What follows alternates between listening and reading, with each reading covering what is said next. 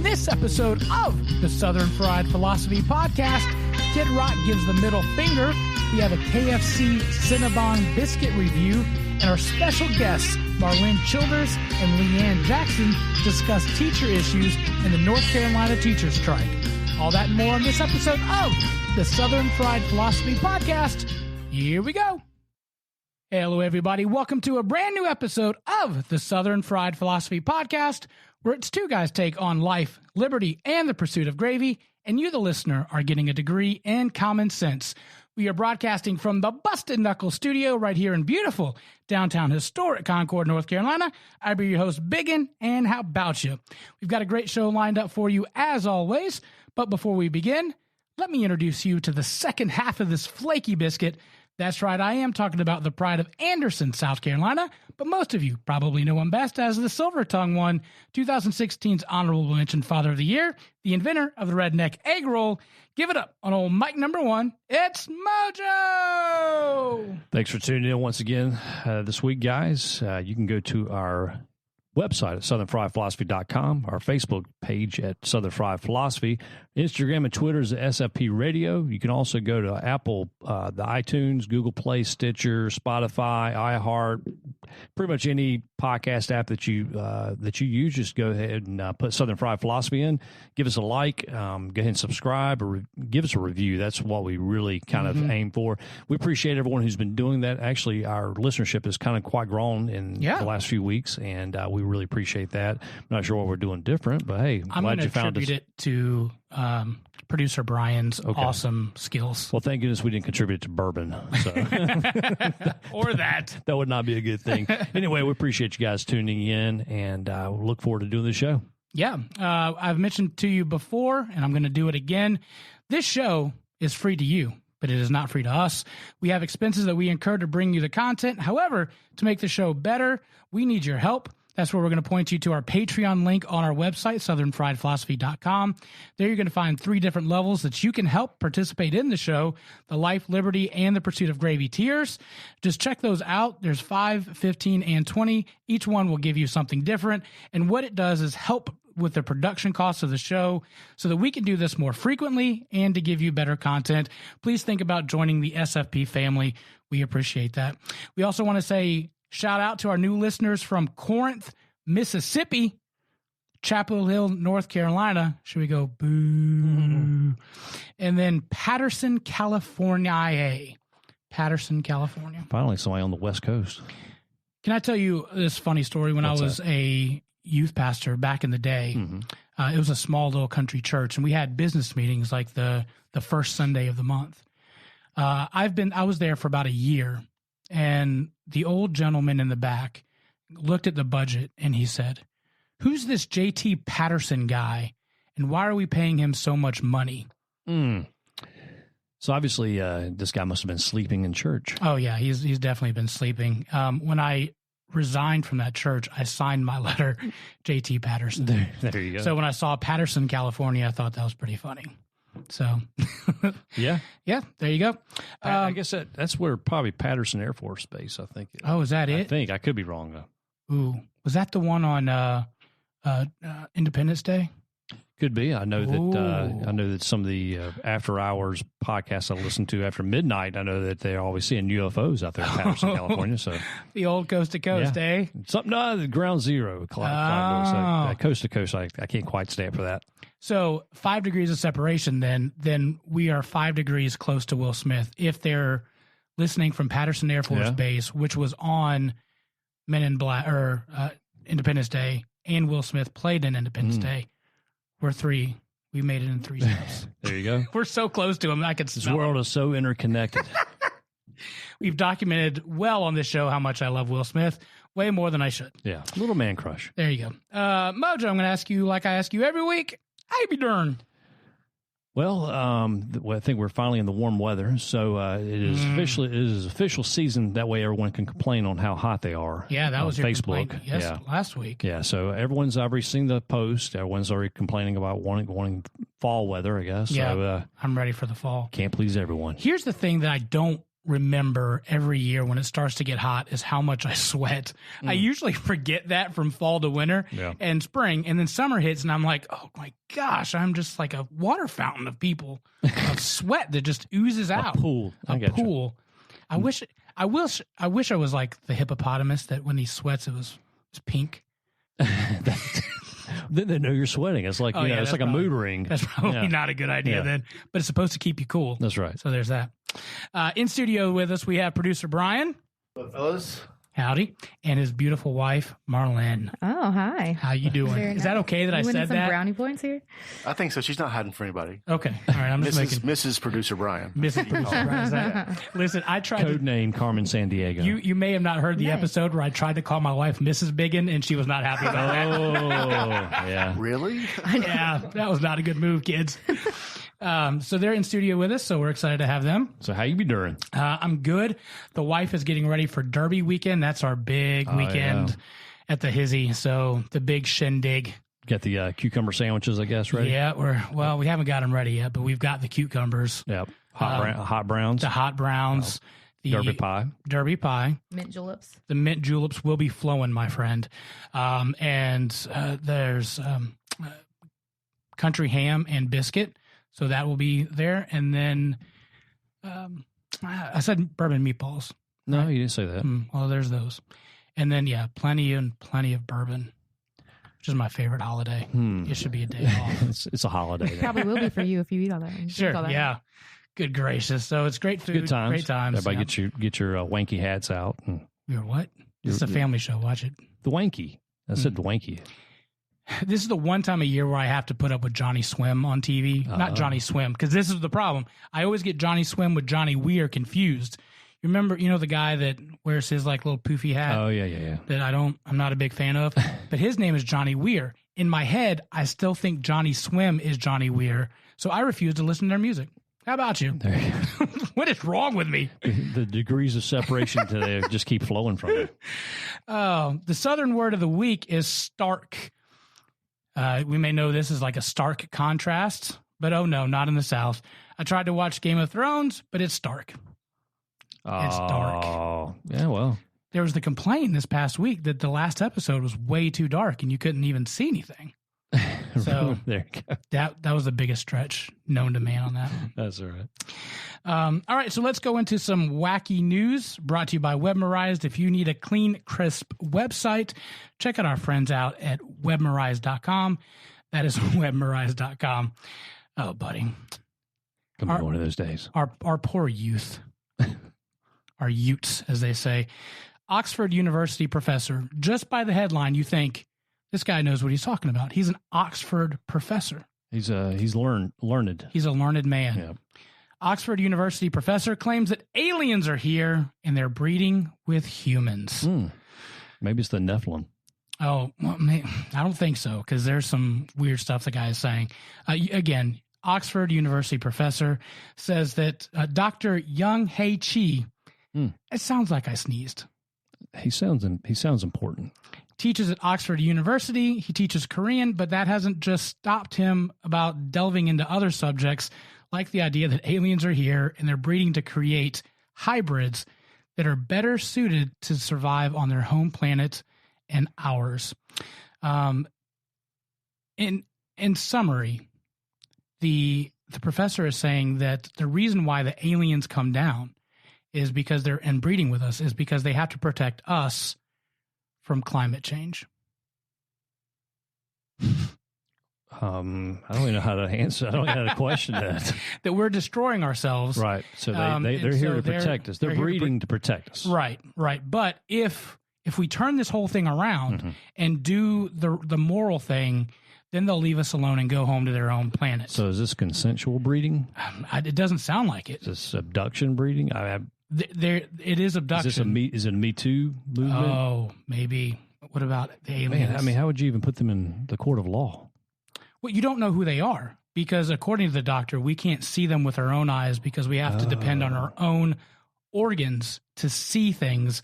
But there could be other organs where we can see other things. Do you remember the movie They Live with Rowdy Roddy Piper? Do you remember that movie? No, they I had don't. special glasses that they would wear, and they Yeah. could see the aliens. You have to go back and check this movie. It's probably back in the mid 80s. I'll have to You have check to it do out. that, yeah. There are four types of aliens that are already here. The small ones. That's all he said. Just the small ones. Tiny or tall and bold ones. Aliens with scales and snake eyes. The reptilians. And finally, insect-like aliens. They're already here, and they're roaming around, which would almost make sense because the insect ones, like the La Cucarachas, will survive whatever happens. So that kind of makes sense that the insect ones are Maybe here. it's the mosquitoes. That's this time of year. Which ones are breeding with people? All of them. And wouldn't people notice that? But they don't know that because they don't have the special... Is there a dating app There's a, for this? Like a Tinder? Tinder. It could be a Grinder. Of course, you would be breeding there, but Well, y'all, this is an Oxford University professor. Where's Will Smith? The poor children. Yes, we're going back to Will Smith. or Will Smith's son. Oh, yeah, that kid. Yeah, Hey, buddy. stepson. So I just thought that was weird, you know? That, Oh, that's very weird. I mean, I guess he's a tenured professor. I guess he can say what he wants to. I mean, because Can I just show you his picture? Look at that on a... that is not him. That's what's on the article. Y'all. I mean, I can't I think be. he got into conference one time. Got a picture of It him. looks like he took all the cannabis and rubbed it all over his body, and then that's how he came up to his hypothesis. But let's be honest. Can we just be honest? If we strolled through Walmart late at night, how many people, after reading this article, would you say, that's one of them? Oh yeah, no, That's one. Yeah. Yeah. It's like Pokemon Go You have to for find them. humans. I like that. I love it. Y'all, that's something. That's something. Do you know it takes a customer 3 seconds to decide whether to stay or leave your website? That's why a crisp, clean, and user-friendly website is one of the best ways to market and help and grow your business. At Webmerized Web Design, we offer that and much more. They pride themselves in offering their clients professional websites at affordable prices. Are you a small business? No problem. We can cater to small businesses by working with their clients every step of the way to meet their needs and expectations. Their number one goal is to partner with their clients to help and grow their business with a successful website. They work for every client, no matter the size. So if you'd like a great website, go to webmerized.com, webmerized.com, or you could check out their link on the sponsors link of our website. If you mention the word Biggin, you'll get 10% off your website design order. Again, webmerized.com. Check them out. There's another story. Remember a while ago, there was a New Hampshire man that did not get his way with a government policy that they wanted, and It was a business permit. it was a business permit. The government shut him down, and he put up a giant middle finger to the town. Right, a big statue, not a little one, but this. I think it was carved, right? Yeah, it was a giant wooden one. It was lit up at night, so when you drove by, you can see the old guy giving him the middle finger. Well, Kid Rock got a hold of that guy and said, "Hey, where did you get that statue from? I want it." Now the musician has put a giant middle finger sculpture in his Nashville property, saying, "Hello, world. How are you?" Did he give a reason, cost of doing that? He did not. Just because he liked the New Hampshire statue, the New Hampshire man statue, he decided he wanted to do that. Of course, I wouldn't think Kid Rock would have any thing behind it to say. Well, I "How don't know. about you?" He's kind of political, but I would be kind of curious why he didn't place it in Michigan, because the whole state just needs the middle finger. So. Good gracious. He put it on, put the giant middle finger sculpture in his Nashville property, but that's the only thing that the article is saying. And I think he's a multi-millionaire made Sure. over, and I think he still lives in a double wide. Does he really? I think he does. I think I read an interesting fact about him. So he still lives in double wides. How mad do you have to be to pay for that, for a Right. statue like that size? Because remember, the guy was paying like Oh yeah, well the guy, $15,000 for that thing. yeah, but he also lost a buku of bucks too, Right. from New Hampshire. I mean, the New Hampshire guy has cause. I mean, Sure. you're lucky it's just a middle finger, because I mean they prohibited him from doing business on his own property that he paid for. Yeah, no, that could have gone. But the Kid Rock thing, I sideways. don't know. I mean, I don't know Yeah. if that's just a publicity stunt or Nashville did something wrong. I don't know. It depends. I don't know. Maybe next week I'll have a big middle finger in my yard if I get a ticket on the way home. So maybe he was really frustrated at the NFL draft and was just like, not again. Nashville. Well, I don't think he's a New York Giants fan. I think they were pretty frustrated. So. How about them picking up out of the number 5 pick? Yeah. Picked up a Duke quarterback. Oh, well, I mean, he did for a Duke quarterback. He had a pretty good year. They still have a football team? Yeah, believe it or not, they do. How about it? I mean, Are you talking about the New York or the Duke? Oh. Good point. I like played. that. Yeah, that was kind of surprising. I mean, I guess that Eli Manning is on his way out. I would have to say. Yeah, but I mean, he was decent in college. But yeah. I mean, he wasn't like a couple years back, Blake Bortles, who played for UCF, University of Central Florida. Now, he was a great quarterback on an underrated team, right, and took them pretty far. I mean, Duke, kind of skirted in the top 25 a couple times, but nothing. I would be like, oh yeah, this guy's first round pick. Because I mean, top 10. Yeah, I think those guys get paid. Guaranteed bonus. Money. Yeah. So I guess New York saw something. New York fell in love with him. The fans didn't. The fans' reaction was just priceless. But the one guy where they panned to the fan right after to pick, and he was just like, "What the?" And they had to go back. And see that every year. That's what the New York or New Jersey or New York Jets. That's what that's their fans. Their reaction. Oh, I mean, they could pick Jesus Christ Superstar, and it'd be like, "Oh man, really that guy?" I mean, so yeah, that's usually the Jets fans' reaction. Yeah. But over 200,000 people showed up. Yeah. To this draft. I think it's probably the largest they've ever had in the NFL draft history. I mean, it's a big deal now. Yeah. I mean, I remember years ago it was just a couple people in a small arena or a small small coliseum or something, right. And now it's just morphed into it. I mean, I just added a little caveat to the wacky news in the draft. There was actually the brides to be had their bachelorette parties in Nashville that weekend, and they're asking for compensation. Some of them are for their weekends being ruined for their bachelorette parties because all the rowdy football fans. But I mean, did they not look ahead to say, "Hey, what's happening in Nashville this week"? I don't know. People are going to be complaining all the time about something, so that's just par for the course. Yeah. Let's go to Hot Topics, brought to you by Watchman Cigars. You like their Cohiba? No. I like all of them, but the one that if it was going to be like a regular smoke would be the signature blend. It's the cognac, Cohiba cognac. There it is. But no, I really enjoy that. Good thing about Leon Tanner from Watchman Cigars, he custom blends all his stuff, so it's not like you're getting just a regular smoke, or everything is kind of unique and has a unique flavor. Everything has a unique profile too. So. That's one reason why we have partnered up with Leon, and we thoroughly enjoy his product, and just good stuff. Yeah, and I love the fact that you can be like, "Hey, Leon, I'm having a bachelorette party in Nashville coming up. I need my own. I need cigars for this event," and they'll be like, "Sure, we'll hook you up, give you a different wrapper." Give you a signature taste, and there you go. Yeah, and anyone who's probably local to the Charlotte market, I'd say probably a good hour and a half outside of Charlotte, he'll come and do special events at your place too. So just a good guy to partner up with. We've had Leon on the show a couple times. He's very community oriented and loves partnering up with people that he really has that core ideals with. So I'd check him out and get in contact with him. And speaking of, there's an event coming up May 9th. Excuse me. It's the Goof Camp Comedy at Heist Brewery. Bringing in some comedians. He's going to be there. Smokes, beer, comedians. It'll be a good time. Go to eventbrite.com, search Goof Camp Comedy.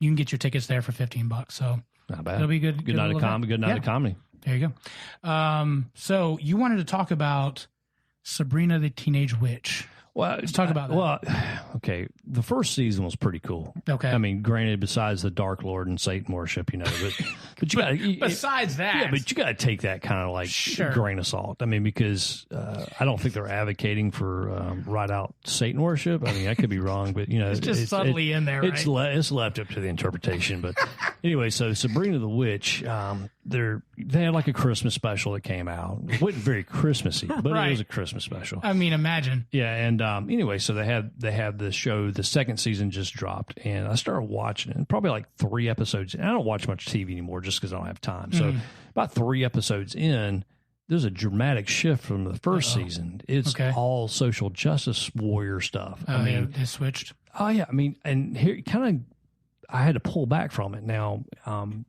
I don't walk away from controversy, so I don't understand what TV is doing these days, especially these platform streaming services now, where every show must have some type of social justice theme in there. Now, no offense to any of our LGBTQ community that may listen to us, I have no beefs with that, but part of the population is transgender is 0.6% of the whole population that identifies transgender, and like 2% identify with the gay or lesbian. But it seems like every show that Netflix is putting out now has like 10% of the population is either identifies with that. And besides that, the social justice with that Sabrina especially had to hit everything from race to sexual identity to misogyny. I mean, I think they have the whole watershed covered with social justice. So is it them? I haven't seen the show, so I have no idea. My last Netflix show was Black Summer, which I'm confused on that one. The zombie one? The zombie one, right. But is it something they're just trying to highlight and bring the attention to, or is it like a clear cut, we have an agenda and we're pushing that? Well, I mean, of course, everything is going to be looked through your confirmation bias. Sure. So I fully admit that I have a confirmation bias as far as my political views and interpretations. But for me, it looks like it's kind of more of that constant push of the culture that you can have entertainment without having to constantly push an agenda. And that drives me nuts. And simple show that you just kind of sit down to put on the tube and watch, and all of a sudden, you got social justice themes in it. I don't know. I don't dig that. And obviously I quit watching the show just because I want to watch it and not have to think. And you watch a show like that and all of a sudden having to think about things that just don't make sense. Anyway, but besides the disregard for Satanism, the first season is all right. So show. Season 1, you're okay with the Satanism, like yay Satanism. Yeah. Second season, we're going to talk about racism. I'm out. No. Well, I guess you could say that. But no. It's absurd racism. It's absurd, like identity politics. It gets absurd. Like, how does a girl identifying as a boy wanting to play for a basketball team have anything to do about worshiping Satan as God? I don't quite get this. It don't follow the theme. So that's the thing that trips you up. Not about witches, talking cats, or talking cats. The cat don't talk in this one. So. See, I don't know either. So wait, does it pick up like from the old series from whenever? No, not really. It's a whole new Sabrina. It's a darker version of Sabrina. So it's pretty morbid and dark, and it definitely not the regular Sabrina the Teenage Witch where you're like, it's like sitcom, the canned laugh humor. So yeah, I was watching something the other day and it was canned laugh, and I just couldn't take it. Like just that was making me sick. I was like, because you could tell it was like the laugh track. Yeah, I can't take the laugh track anymore. I just can't. So, who does that anymore? So my question is, can we get a list of like Mojo's watch lists on Netflix? Because if I had to like pick shows for him to watch, this wouldn't have been definitely not. Right. That's a great point. Why are you watching Sabrina the Teenage Witch? For somebody who doesn't watch TV, that's the one that you pick. Right. I don't watch a lot, but when I do, I'm watching Sabrina. Hey, I will binge watch a season in no time. Like there'll be like a day where I'm just absolutely worthless, and I will watch the whole season. So. Watch like Our Planet. Well, no, because you'll get riled up on that. Watch The Lion King. Like watch that one. Look, I've gone 42 years on this earth and I've never seen The Lion King, so I plan on probably not seeing The Lion King. Jeremy White, we apologize. We still have not. Well, I will watch and do live tweets on Lion King for my first experience on that. No, all right. Hey, I like teenage drama. What can I say? I guess I'm young at heart. You can't get enough of the teenage drama. Let me just revert I'm trying to relate to my kid, Right. So, I don't with think the Satanism. It's research. Is that what you're saying? Yeah. I'm trying to see what these kids are into these days. Oh, I don't even know if I want to. All right. If you are in the market for a high-quality cigar for a very reasonable price, you must check out Watchman Cigars. Watchman Cigars is a family-owned business that puts the customer first with the best customer service in the business. Watchman Cigars offers the Habano for a full, spicy flavor, the Connecticut for a mild, easy-to-smoke option, and the Maduro for a strong, powerful experience. They even do specialty blends and partner with you to provide a custom exclusive line just for you. Watchman Cigars has all your cigar needs. Follow them on Facebook and Instagram at Watchman Cigars 1991 or email Leon directly at Watchman_cigars@yahoo.com. That's Watchman_cigars@yahoo.com, or check out the sponsors section of our website. So we're going to go to our next topic. This week in AOC. What do you got for us for Alexandria? Oh, I don't know the O part. Ocasio. Yeah, Cortez. Yeah. Yeah, she's a laugh a minute too. So anyway, this week she let me pull the article up here. She wants to use our VA health system as kind of basically a system for national health care.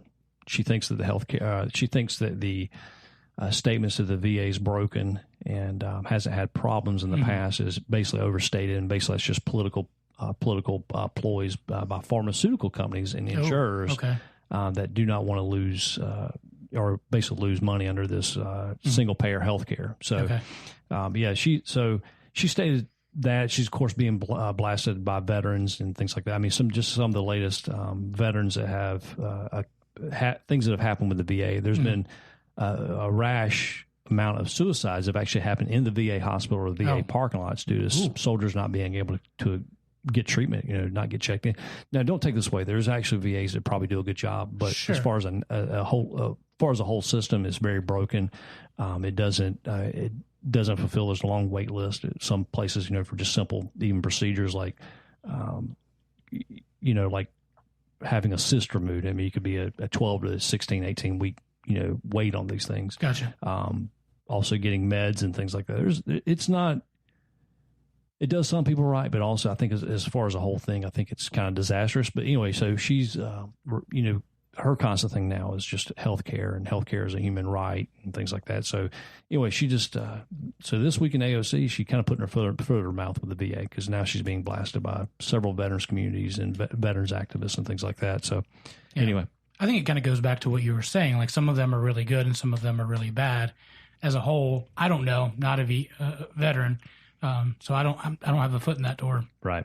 So I can't make a comment, but she probably is not either. And so she, I think she's a veteran of bartending. That's about it. Has like experience, and she may have experience. I don't know. I just know that from the stories that we've heard, and again, that could be completely biased on the stories that we hear. They don't do a good job. So if you're going to say, hey, let's make the whole country like that, probably not a good idea. Also, to point out, like I tried to make a doctor's appointment the other day, and it was like 2 months in advance. Like I was like, and you go to the doctor. Like, do you have those issues where you make an appointment but you've got to wait?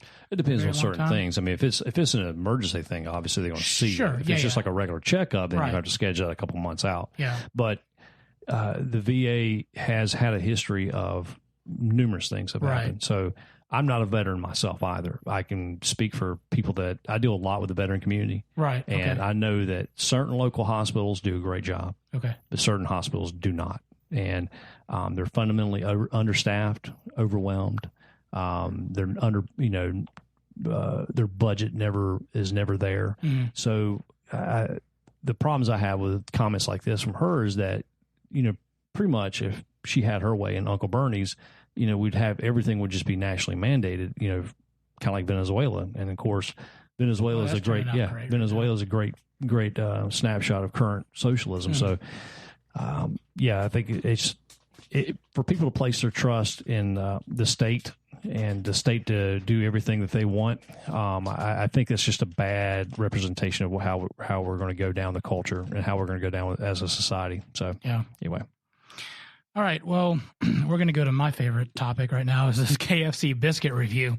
So I don't know if you see the commercials. Cinnabon I don't watch TV except for Sabrina. Sabrina. They don't have. I wonder if Sabrina would actually do a commercial with them. I don't know. To the Dark Lord. The Dark Lord of Biscuits. Cinnabon, which will pimp their name out for anything imaginable. Cereals. Now it's KFC biscuits.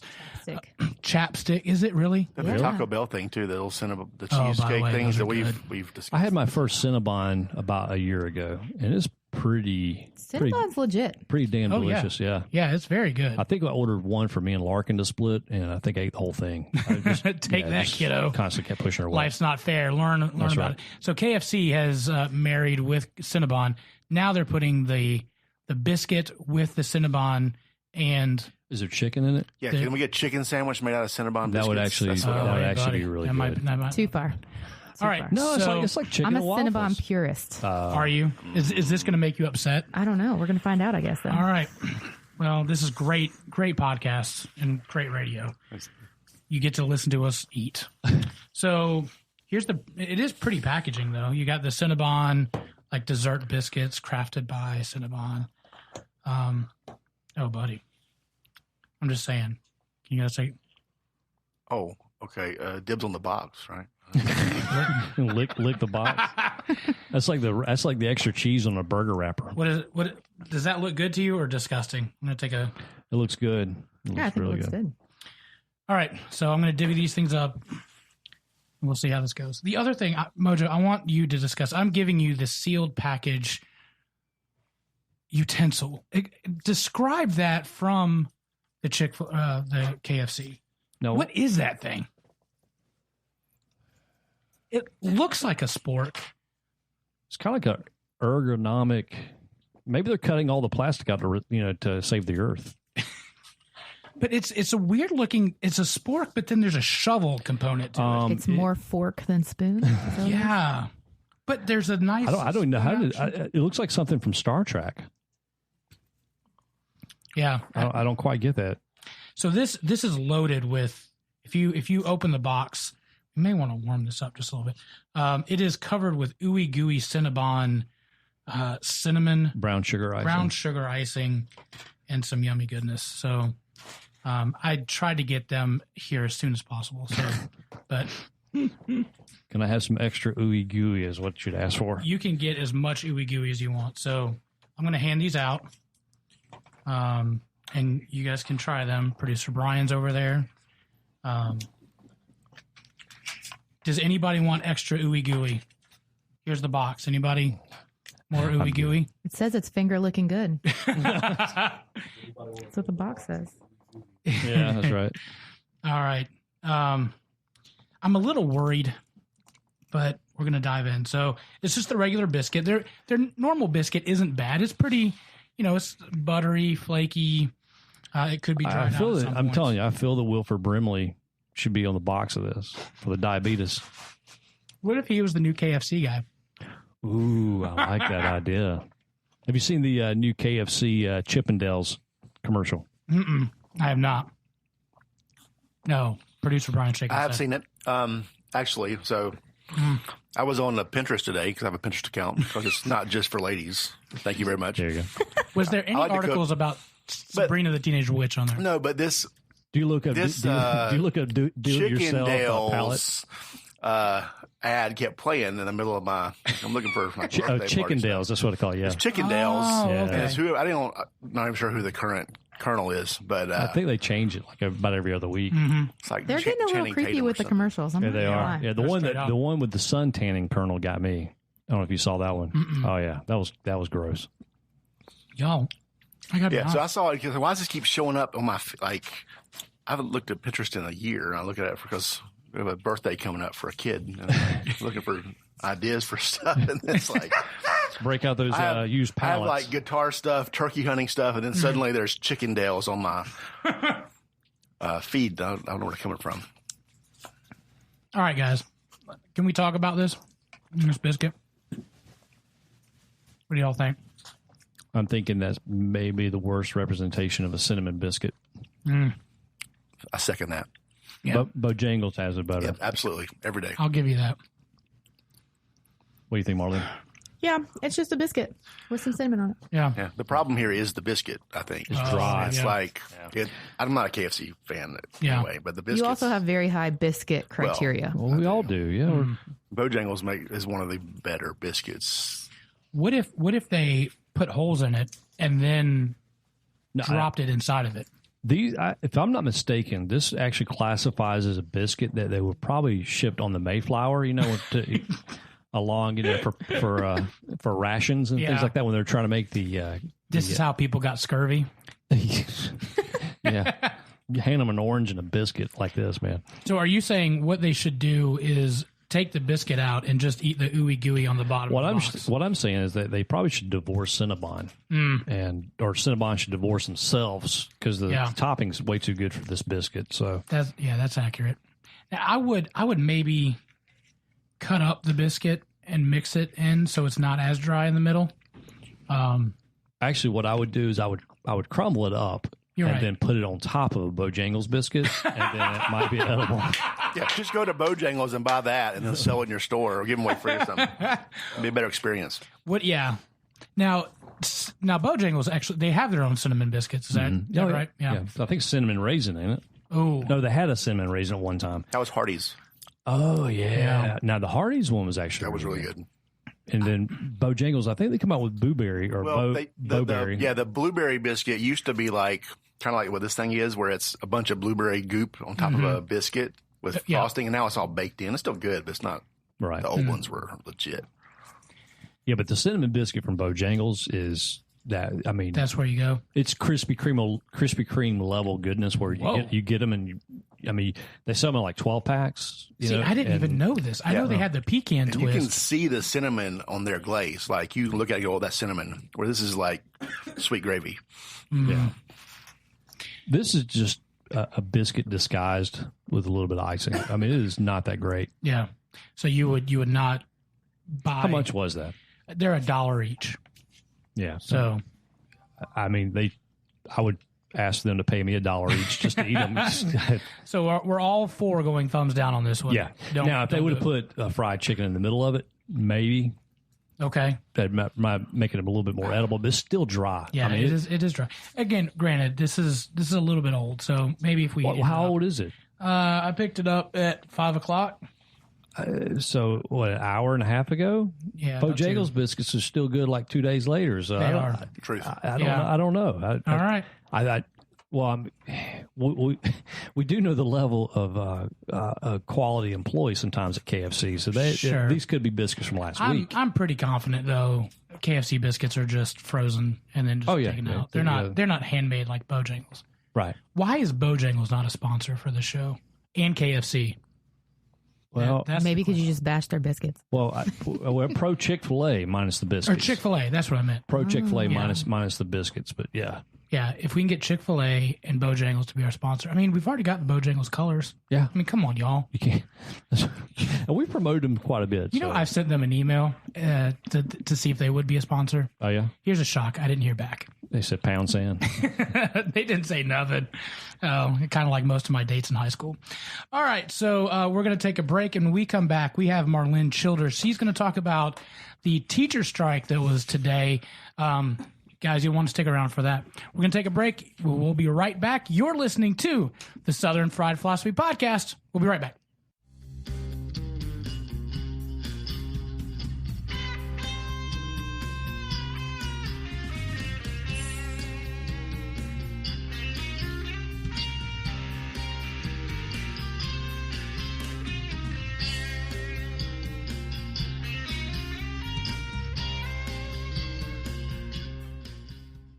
Hey, this is the Southern Fried Philosophy Podcast, and today we're discussing here in North Carolina, a couple of different states also. There's a teacher protest for numerous things, and so this is May 1st. We're recording this, so May Day. So there was, like I said, here May Day. It's actually technically it is. Anyway, so in Raleigh, North Carolina, I think I'm not sure what the numbers were today. I think I saw one number close to 20,000 people showed up in Raleigh to stage their griefs here in the Capitol. Mm-hmm. And anyway, so we have 2 teachers that we know. And so we have Marlene Childers, who actually goes to our church. And then we have Leanne Jackson, who is Marty Jackson, who is one of the owners of Commoners Brewery. She's on today. So we'll see this. And just for pointers, there may be some questions I have or disagreements, and it's just meant in just the most respectful way. It doesn't affect how I feel about you guys and teachers in general. Just right back at you. So please don't stab me in the eye. So not today, Sabrina. Not today, Sabrina. So let me get this straight. We're going to have a civilized conversation and potentially disagree, but still at the end of the day, still love each other. Well, it is 2019. You're not supposed to do that. That's a shock. I believe in civil discourse. We're going to make it happen today. Now, when I go home, my wife may yell at me. She doesn't agree with civil discourse. I mean, she likes to yell, and I have to just say yes, ma'am. So there you go. All right. So as we kind of get ready for this thing, let me go ahead and do our disclaimer. The views and opinions of Southern Fried Philosophy are not necessarily those of our guests, sponsors, or friends of the show, but they should be. All right, so now you send your emails to Mojo at SFP Radio for anything you disagree with. I'll take them all. I'm going to sit back with my popcorn and let you guys go. All right. Marlon, go ahead and kind of, since you were graciously to come on, we had you planned. So tell me a little bit about this, I guess the protest, and then, because they shut down schools. Not all counties shut down, not all districts did, but a lot of them did. So kind of give us some grievances, and just a little bit of a caveat. This, the NCAE, the North Carolina Association of Educators, this is kind of a planned event, and they called it Red Day.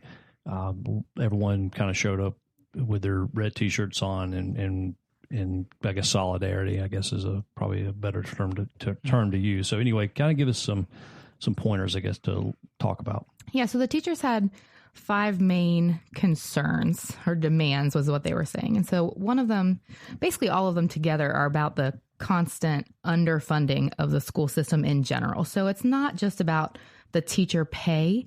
It's about the school system, the public school system, being underfunded in lots of different areas. So one of the demands was for nurses and counselors, psychologists, librarians, like the support staff who are certified support staff.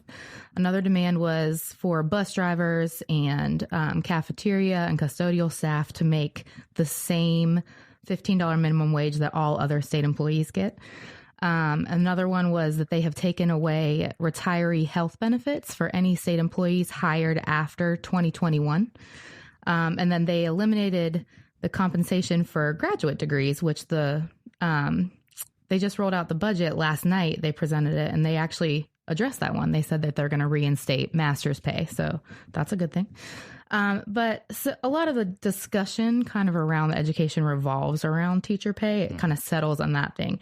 And that wasn't one of the demands this time. Last year, that was one of the demands. But they've done some work on that over the last few years, which is a good thing. But I think the biggest thing for me personally is the issue of time, the time it takes to do the job outside of the hours that you're there to do the job well.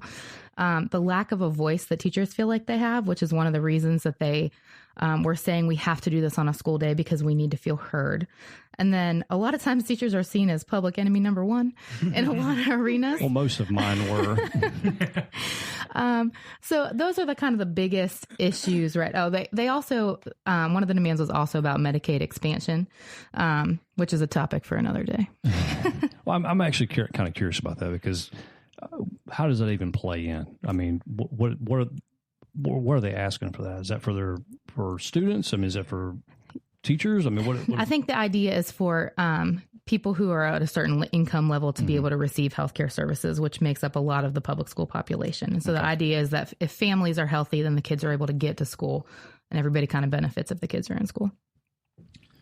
So there's some conspiracy theories going around about this. Well, I mean, May 1st they call it May Day. No, follow me a little bit, okay? Here it goes. It comes around. I'm not saying it's my conspiracy theory. Okay. I'm just saying it was a conspiracy theory. But, so the NCAE adopted this logo of a clenched red fist. Well, there's also parallels to the Soviet clinch red fist as part of the Soviet Union. But also May 1st is the May Day parades, celebration of Soviet Union communism. So I don't know. There could be conspiracy out there. I don't know. Sounds hey, it's much better than the stinking Cinnabon biscuit. I can tell you that right now. I don't know.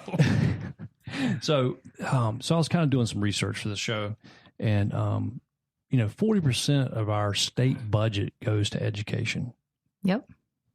How teachers we're saying we're underfunded. What else do we need? I mean, 40% of a state budget goes to it. Number one, how much more? That's a good amount. I mean, when your whole state budget, 40% of that is the largest single expenditure of all state tax dollars goes to education. So how much more, and where does it come from?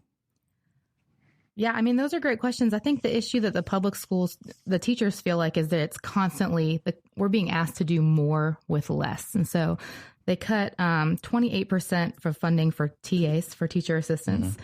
And then the biggest thing is in the per pupil spending. We are down over 50% from where we were pre-recession. So I think I may or may not have 5 pages of notes here with the real numbers. That's great. Yeah, I wanted to. Real numbers? But I mean, the thing about it is people can say their opinions all day, but I'm a fact. I'm a numbers person. I'm Enneagram 1, so I like to know what. Not the Enneagram. I know. So, it's a lot of math. I love math. I do love math. I'm thankful for math, but I'm so bad at it. So, with the idea of the per pupil spending, we are 41st in the country as of 2017, which is the last time the numbers. So it's 50% of what they were spending on per kid. So in my personal classroom, I teach 3rd grade. I'm out of Kleenex. I'm out of pencils. I've spent well over $500 this year. My husband's like, sorry, I forgot my. What is that dollar amount? What is that dollar amount that we spend per pupil? So the per pupil spending for not even for just school supplies, but for things like textbooks and for things like building maintenance comes from a separate fund. And they did just pass bonds to address all of those construction issues and everything like that. But a lot of it is just the investment in the school system in general. Marty, what are you saying back there? You're giving me hand signals. Per pupil, $9,528 per year. $9,528. And we're actually 39th now. Moving on up. That's great. Projected to 29th for this fiscal year. Yeah. Based on projected spending. Great. Okay. I don't know where I got that 30. Maybe it was maybe I read the graph wrong. See, didn't do my math. For a state our size, it's underfunded. Well, need to get Marty a mic. Just to there you go. Just to kind of give you some. Let me go back to my chart here. Just to kind of give you some numbers here. The average instructional supplies per teacher is, I guess, $511 a month. Average textbook spending per student is $42. So $42 for a textbook? No, per student. So, I guess they have 4 classes that have books, 5 classes that have books. They have $42 allocated per year. Gotcha. Now, most of those books are, I guess, back in the day, all my textbooks were already pre-highlighted from the previous 10 years of students. So I don't know if that still holds true now, but so, these are real figures from the state of North Carolina. Now, like I said, most of our education dollars comes from the state. Now the federal government does kick in a certain percentage, but it's not as big as what people would think. So, now, so I guess we got a little over $9,000 we spend per student per year. So do you know what they're asking for an increase to that? That wasn't one of the specific demands. That's just kind of in general. That's one of the concerns. Now, I got a question for you right there. Because I believe there's answers to everything, and we may not all agree how to get there, but I think there's answers to every solution. How does spending more per student produce better results? You know what I'm saying? All of a sudden, if they bumped up the per student, spending to $12,000 a student, how does that produce better results? Will that increase graduation rates? Will that increase college entries? You know what I'm saying? How would that? Sometimes throwing money at a problem doesn't necessarily necessitate. I can't talk right now. That's my public education back in the day. But no, sometimes money, just on money, good money at a problem sometimes doesn't have the results that we intend. So you know what I'm saying? Yeah, I totally agree. The school that I used to work at, I worked at a school in East Charlotte. There were 31 fifth graders in a classroom, and we have 14 books. And so it's kind of compounded over the years because we have been underfunding. It's not like a every year problem. We're getting textbook, new textbook. But I'm even talking about things like novels. Like the teachers were having copy pages from excerpts from novels so that everybody could have one to read. And so it's been kind of like a year. It's not just 2019, 2018, this year. It's been over and over and again. And so throwing money at each thing isn't the issue, but my desktop computer has, like it moves real slow when you're trying to do things. And so there's like equipment issues that teachers have. And technology is a big one. Yes. I'm sure so more in the high school. Oh, yeah. Even we are 1-to-1 in elementary school right now. Well, and to go to the copy thing, when you're talking about textbooks, my complaint with textbooks is we're in the 21st century learning. We are digital age. Mm-hmm. We need digital media material. Means. Yeah. Yes. Totally. Especially, I teach art. I teach visual arts at high school. So, that's one of the things that I would like to. I mean, I have a Chromebook per student, and that's good, but it's not ideal for a digital art project. Sure. And technology is a big thing. And we still have issues with students who do not have appropriate technology at home. There are some systems who will assign a student an iPad or a laptop that they take home and bring it back and forth to school. Mm-hmm. But again, like it took us how many years before we got new computers this year? This year we got new computers finally, and it was nice because I got a Mac and I love it. Mm-hmm. I mean, but we were supposed to get it a year ago and we couldn't, or maybe it was 2 years ago. We had to hang on to these older Dell laptops that were sluggish. So technology is a big thing. And then the copy thing, where teachers are having to make copies and we have high school teachers that are doing that for novels because they don't have enough. Kids lose books. We spend over, I'm on the SIT committee, which is the school improvement team. It's great. I was on another SIT committee where I just sat there. I call it the complaint committee. I really do. But, I mean, they're valid complaints in a lot of situations and some. But our principal, when it comes budget time and the teachers are requesting money, and I have it pretty good at my school. I can't complain. I have a good budget. I usually get what I ask for, and I'm able to buy, we bought a kiln this year for our ceramics teacher. So I'm not complaining about what the school probably could have made you one on Pinterest. Yeah, I know, right? Brian. How many pallets would you need for that? Pinterest is my friend. But you probably could use the Cinnabon biscuit, says the play. We'll throw the Cinnabon biscuit at the stuff that doesn't work. There you go. But the principal said we are spending $36,000. I'm guessing. I know it was over $30,000 on copies. Like I'm sure. Copies. And then we had old, outdated copy machines that were like you go in there, you run copies. Like I've run copies some for art because we have quizzes or whatever, but. It's like 3 pages and then it gets hung up and you're opening up and you're pulling out all this stuff. And we finally got like new copiers throughout the school. So, it's a slow. And my school used to run out of copies. Like we would spend our yearly budget by like January or February because there weren't no books. There weren't any books there. Even when it comes to things like calculators, like my third graders are required to use a calculator on the EOG. And so I had to go through and test all of them. I found 12 calculators that had like pixels broken in the screen. And just because they're all however many years old and they've been used by years and years and years of kids. And so I think people don't really understand what is being used in the school system and how old this stuff is that we're still trying to continue to use. I don't disagree. My desks and everything. And my desks are in rough shape. I don't disagree with that. Now, my questions would be, it's nice to have the great stuff like the technology and things like that. But how do we replace all of this? And, if you look at it, just the big swath across the state of North Carolina, how do you replace everything like that for every school to be equal and not just go so deep in the whole. I mean, I don't know where the money's going to come from. And I think the issue is that we don't have to do it all at the same time if we do it a little bit at a time. But we've been in a place where they haven't done it for so long. Yeah, but that now it's a compound. You almost have to kind of do it across the board because, you don't want a student who's in second grade, third grade now getting new stuff. And then here in Charlotte area and all of a sudden a second and third grader in Wilmington, North Carolina, not getting it because all of a sudden the people in, the opportunity of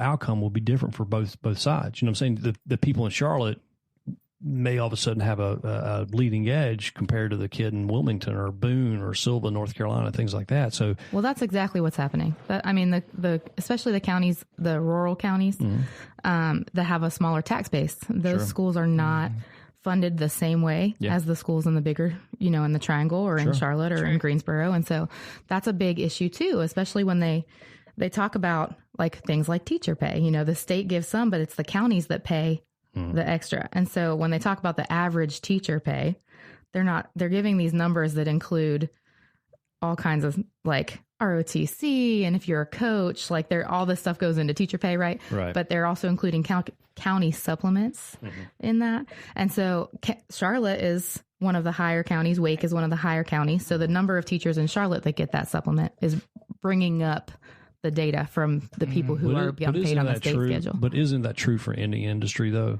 You know what I'm saying? Like you can have a retail manager that lives in, downtown Manhattan, and their pay may be $130,000 a year, but there's a person that lives in, Bowling Springs, Spartanburg, South Carolina, who works for the same company who may only make $30,000 a year. I mean, salaries are usually adjusted due to cost of living. You know what I'm saying? The open door of opportunity does not equal the same amount of pay for other people.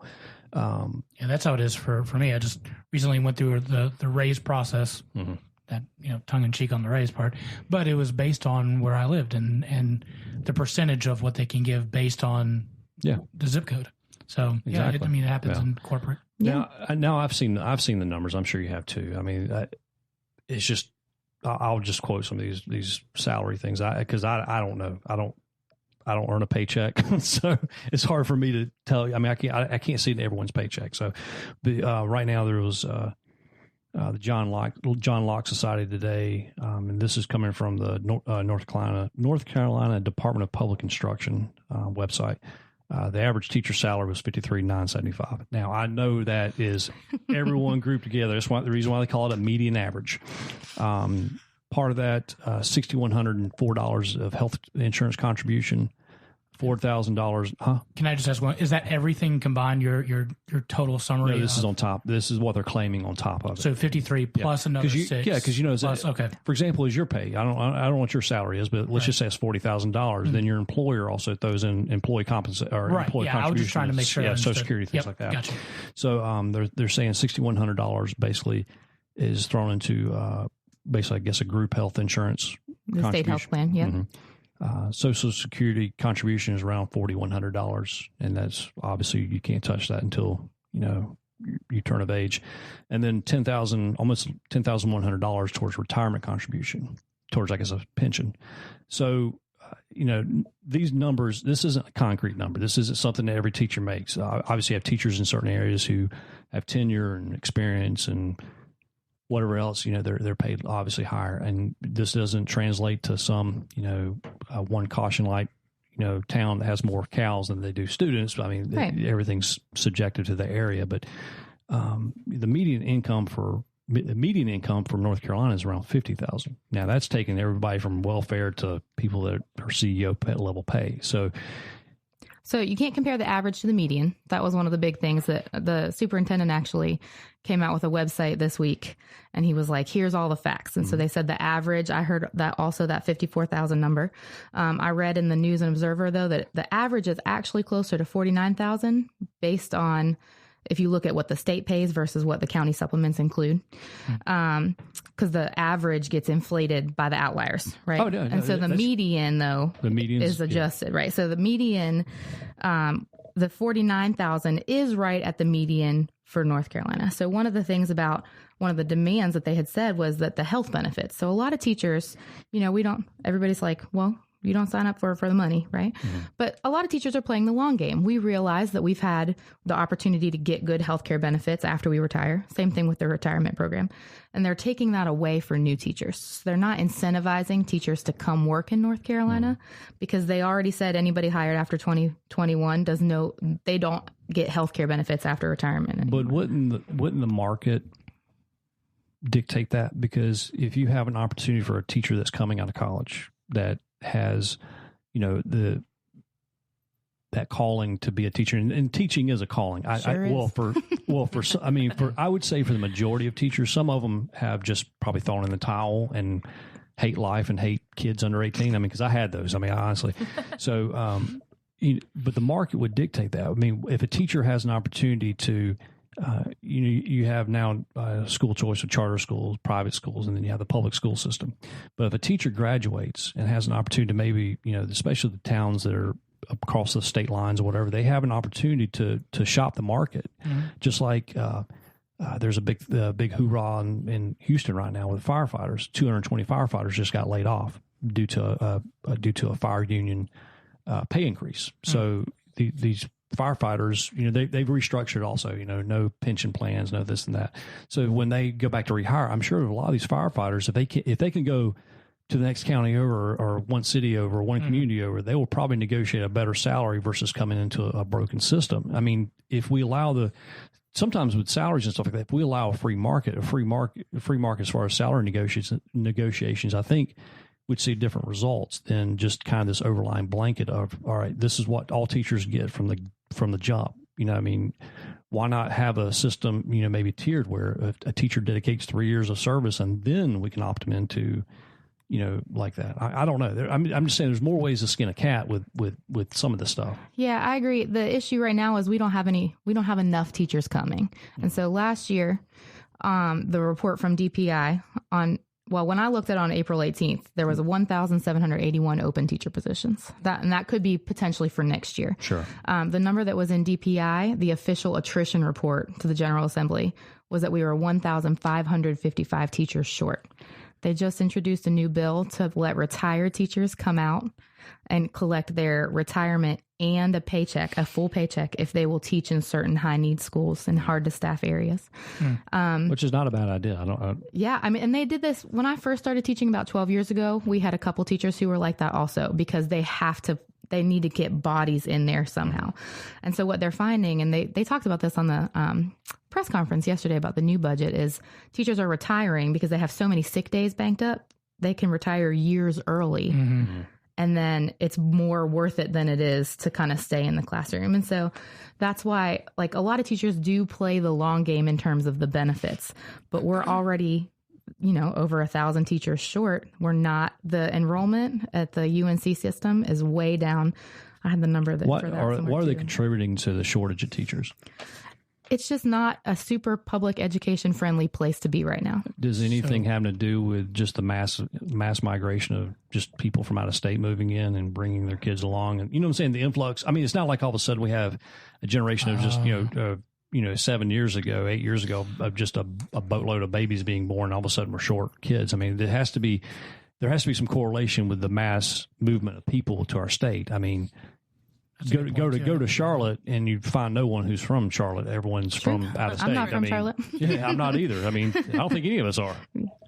Well, I think a big chunk of that is the economic boom in certain areas of North Carolina. You've got your RTP, Raleigh, Durham, Chapel Hill area that is just booming. Charlotte, honestly, I mean, we had a little blip in 2008, 2010 range, but for the most part, the economy in Charlotte is still on an upward trajectory. But you've got a lot of smaller communities in the rural parts of the state that the economies have never recovered from NAFTA and things like that.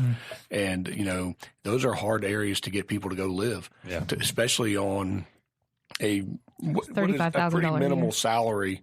I think $35,000 is the base. Is the base, but that's including like you said, the county stipend that goes into that, and it's those smaller rural areas. That stipend is a lot lower than it is in a place like Charlotte, Mecklenburg, or Wake County. And there is something to be said for the cost of living in those places also. Yeah, but you got to entice, and that's one reason I think like the free market.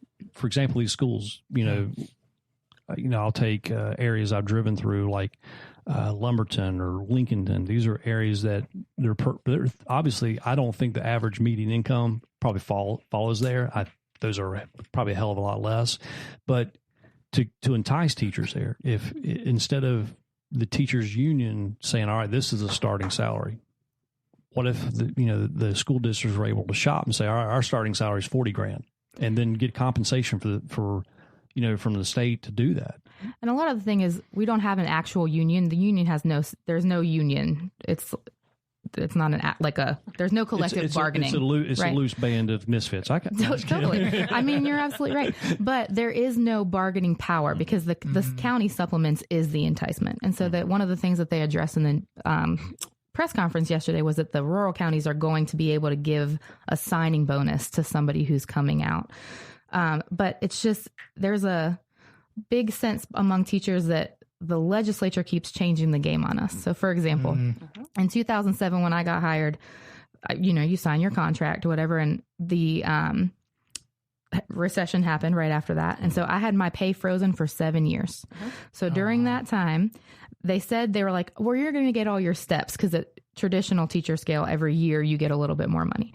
So they're like, okay, you're going to get your steps. Well, then they changed the step schedule by the time 2014 came, when they unfroze. Yeah. So then the step that I was on did not equate to the same amount of money on the 2007 pay scale. Does that make sense? And so they also added all the testing. I mean, one of the biggest concerns in teachers' world right now is testing. I teach third grade. We have 9. Let me think. I think it's 9 standardized tests throughout the year, because there's 3 one-on-one tests, and then there's 3 map tests, which are the computer for reading, and then there's 3 math map tests, and then we have 2 EOGs, and if they don't pass the EOG for reading, they have to take the EOG again, and then the read to achieve test. And so that's 11? I lost count. Wow. But I spent hours. But do the students actually benefit from all this testing? No. But why aren't the teachers talking about that today? They are. They're talking about getting rid of all the standardized testing. That's been a big thing, and the superintendent has done some listening sessions. I'm talking about Raleigh, though. You think? Yeah. I mean, I haven't seen. From the talking points I've read. I mean, granted, I haven't read a lot of them, but the talking points from the NCAE's website and the Twitter and things like that, the demands have not been like, "Hey, let's get rid of this new standardized testing thing." I mean, the ones I've read have testing was not one of the top 5 today. But why not? Because if this is about, number one, benefiting students and teachers, you think the education or the curriculum and things like that would be part of it. That would be, if anything, yeah. I mean, if it's useless fodder, why do it? That's a great question. I'm going to give you a conspiracy to chew on, because I know you love them. I love conspiracies. Here we go.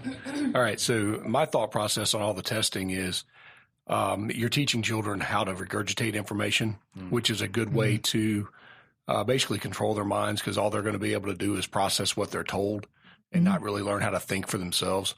And so we're developing an entire society of, well, actually 2 generations from now that have done nothing but give me information, I regurgitate the information, oh, yay, I'm smart. No, really all you've done is repeat what somebody told you. You've not learned to think for yourself. And from the top on down, from the government to organized religion to corporate America, that's all they want. They want people just smart enough to fill out the forms and not smart enough to think for themselves. I don't disagree with that. I think here's another conspiracy. Our modern day school system is actually modeled off of the 1930s Soviet Union. Oh, here we go again. Those darn Ruskies. Hey, look how they did it with they were basically trying to make factory workers. So there you go. But I would say follow the money, and the money is in Pearson, and so Pearson makes the tests, and they make the teacher qualification tests, and they are large supporters of government policies, and a lot of it is not necessarily we have to follow the federal laws with the ESSA and all those kinds of things too. But in 3rd grade, that EOG for reading the law says the read to achieve is the law. They said they have to pass it in some way, right? So we're giving them multiple opportunities to pass the test by giving them 11 tests, right? The EOG at the end of the year is 3 hours long for 8-year-olds. It's almost that's 60 ridiculous. questions. I can't even sit there for that It's long. so stressful for them. It's I quit horrible on the for them. GED, or like the GED, but the SAT. Well, here's The thing I'm is, done. the The thing high about school it is- exams aren't even. We have a 3-hour period to give them, but they don't last the entire. Unless there's student with special needs. We have 60 minutes with 2 3-minute breaks. So they go 60 3-minute break, 63, and they can have an extra hour if they need it. And most of them take it. So most of them sit there for 4 hours. But the data on the Read to Achieve, it has not improved their reading scores at all. And so then they're like, we're going to keep it up. We're going to double down on this because it hasn't worked in 5 years. There's no difference by subgroups, excuse me. The kids who were retained did no better in 4th or 5th grade than the kids who were promoted if they were part of that Read to Achieve. If they were promoted and they didn't pass it, or were not promoted and they didn't pass it. There's tons of research on the horrible parts of retention that contribute to the dropout rate, but yet we're doubling down on it. And I think the big idea behind a lot of the teacher protests is nobody's listening to us when we're saying these types of things. Look, and as a parent, and Yes. well, I don't disagree with that. I think that we've made some fundamental flaws in our education system. Number one, I think we need to get rid of the Department of Education. I know that's crazy talk, but the Department of Education didn't come around until 1979.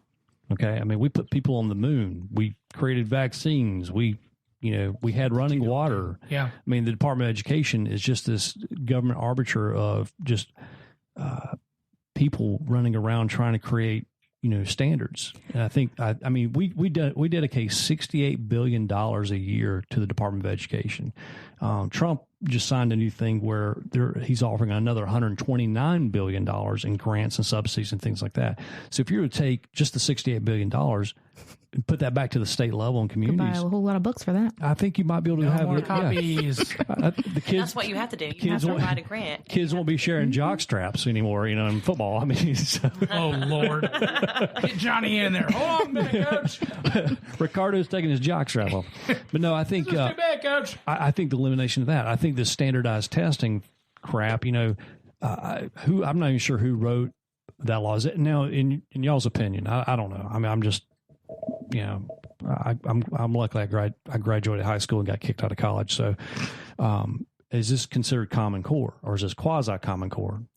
The Common Core is just tells you what to teach. It has nothing to do with the tests themselves. The tests were regulated before the Common Core was here. Right. Well, but the standardized testing, I think obviously it's a burden. Like I said, we've had generations of scientists and doctors and engineers and morons like me that have come through without this rigorous testing of trying to see what level's on it. Plus, also, as a society, for some reason, we throw everything onto the teachers' backs instead of the parents actually having some type of accountability. Amen. But here's the thing, though, is we expect these kids who may not have accountability at home, we throw that and then throw that back on the teacher's plate for them to kind of get the kids up to speed. I'm sorry, but some kids are meant to be ditch diggers. I mean, everybody's not supposed to graduate with an engineer degree. Well, and what the Read to Achieve law says is if you don't get a B, you can't go to 4th. You don't have to, we can hold you back in 3rd grade as if you're not a B student. Because I think the published rate, they have to get like a 75% on. So if you're not a C plus or a B student, then they can make you retain you, whether they do or not. Right. Because they don't have the funds to retain. The state did not have a great pass rate last year on those tests. And so they don't have the funds to retain everybody. They need to add thousands of 3rd grade classrooms and they just can't do it. Right. That would not fix it. But that wouldn't fix it. And it doesn't fix it, no. Does anybody know how much money they spend on these tests? I wish they would publish that. I really wish they would. Because you want to know where 40% of the budget's going? Pearson. A lot of it's going to testing, I promise you. And they it's not going to school lunch. I'm just saying that. It's also going to programs that they do a year, look at the data, and we're going to trash this. And here's a new program this year. Everybody gets new stuff. And it's like the teachers are like, oh my God, I just got used to this. And they're giving me something else. And you probably are one of those that totally. That. And that they're tying the school grades. That's another thing. That, like the school grades are tied to the kids' test scores, right? And so I was an ESL teacher for the last 5 years. So I taught the kids who didn't speak English at home. And so I've taught in West Charlotte and East Charlotte and North Charlotte, right, in Huntersville. And so in West and East Charlotte, they have kids. I had 7 homeless kids in my class whenever I taught in West Charlotte. And so it's not like that in Huntersville. I do have a couple kids who don't have internet at home, things like that. But But all of those kids, they're saying you all have to be the same. And so the kids who in West Charlotte and the kids who are in East Charlotte and the kids who are in North Charlotte and in Ballantyne, you all are rated on the same way. But it's my fault if you're not all in the same place at the same time on the same day. So they're tying like test scores, and that has to do with property values now if you're at a school that has lower test scores. And they base a little bit of it on growth. So they measure, like in third grade, they have to take one at the beginning so they can see how far they've come by the end.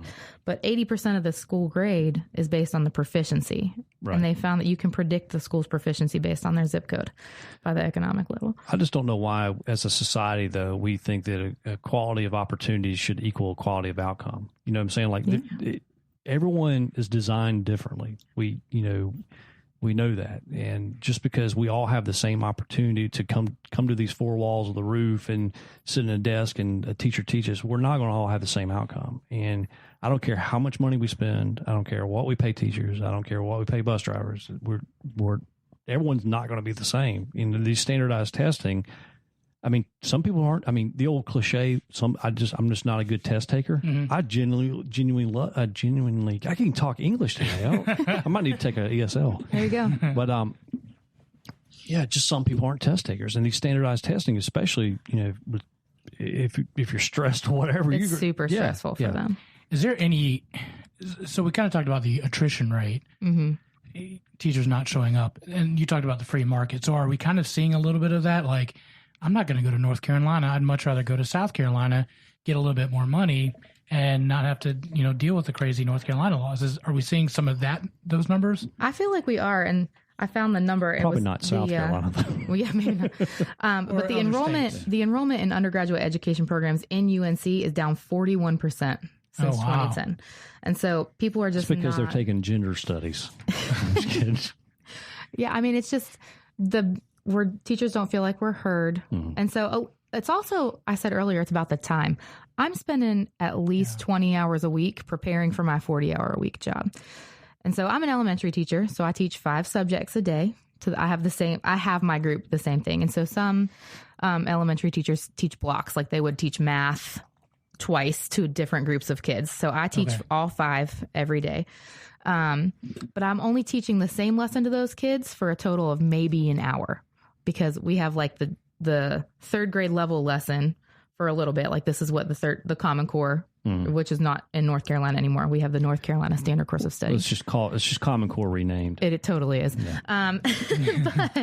But we reach kids where they're at, and the teachers are feeling like we are not given the freedom to decide that. So like you're saying, I hate that. Equal opportunity. Yeah. So you might not have, if you're reading something about farming and you've never been to a farm because you live in the city, then you're not going to have the same access to that information that somebody else would. And so we have less freedom to do things like that because we have to be so mindful of what's on the test, and this is on the test, and it's not about teaching a student. So you're teaching to the test is Absolutely. What you're doing. And so that's wrong.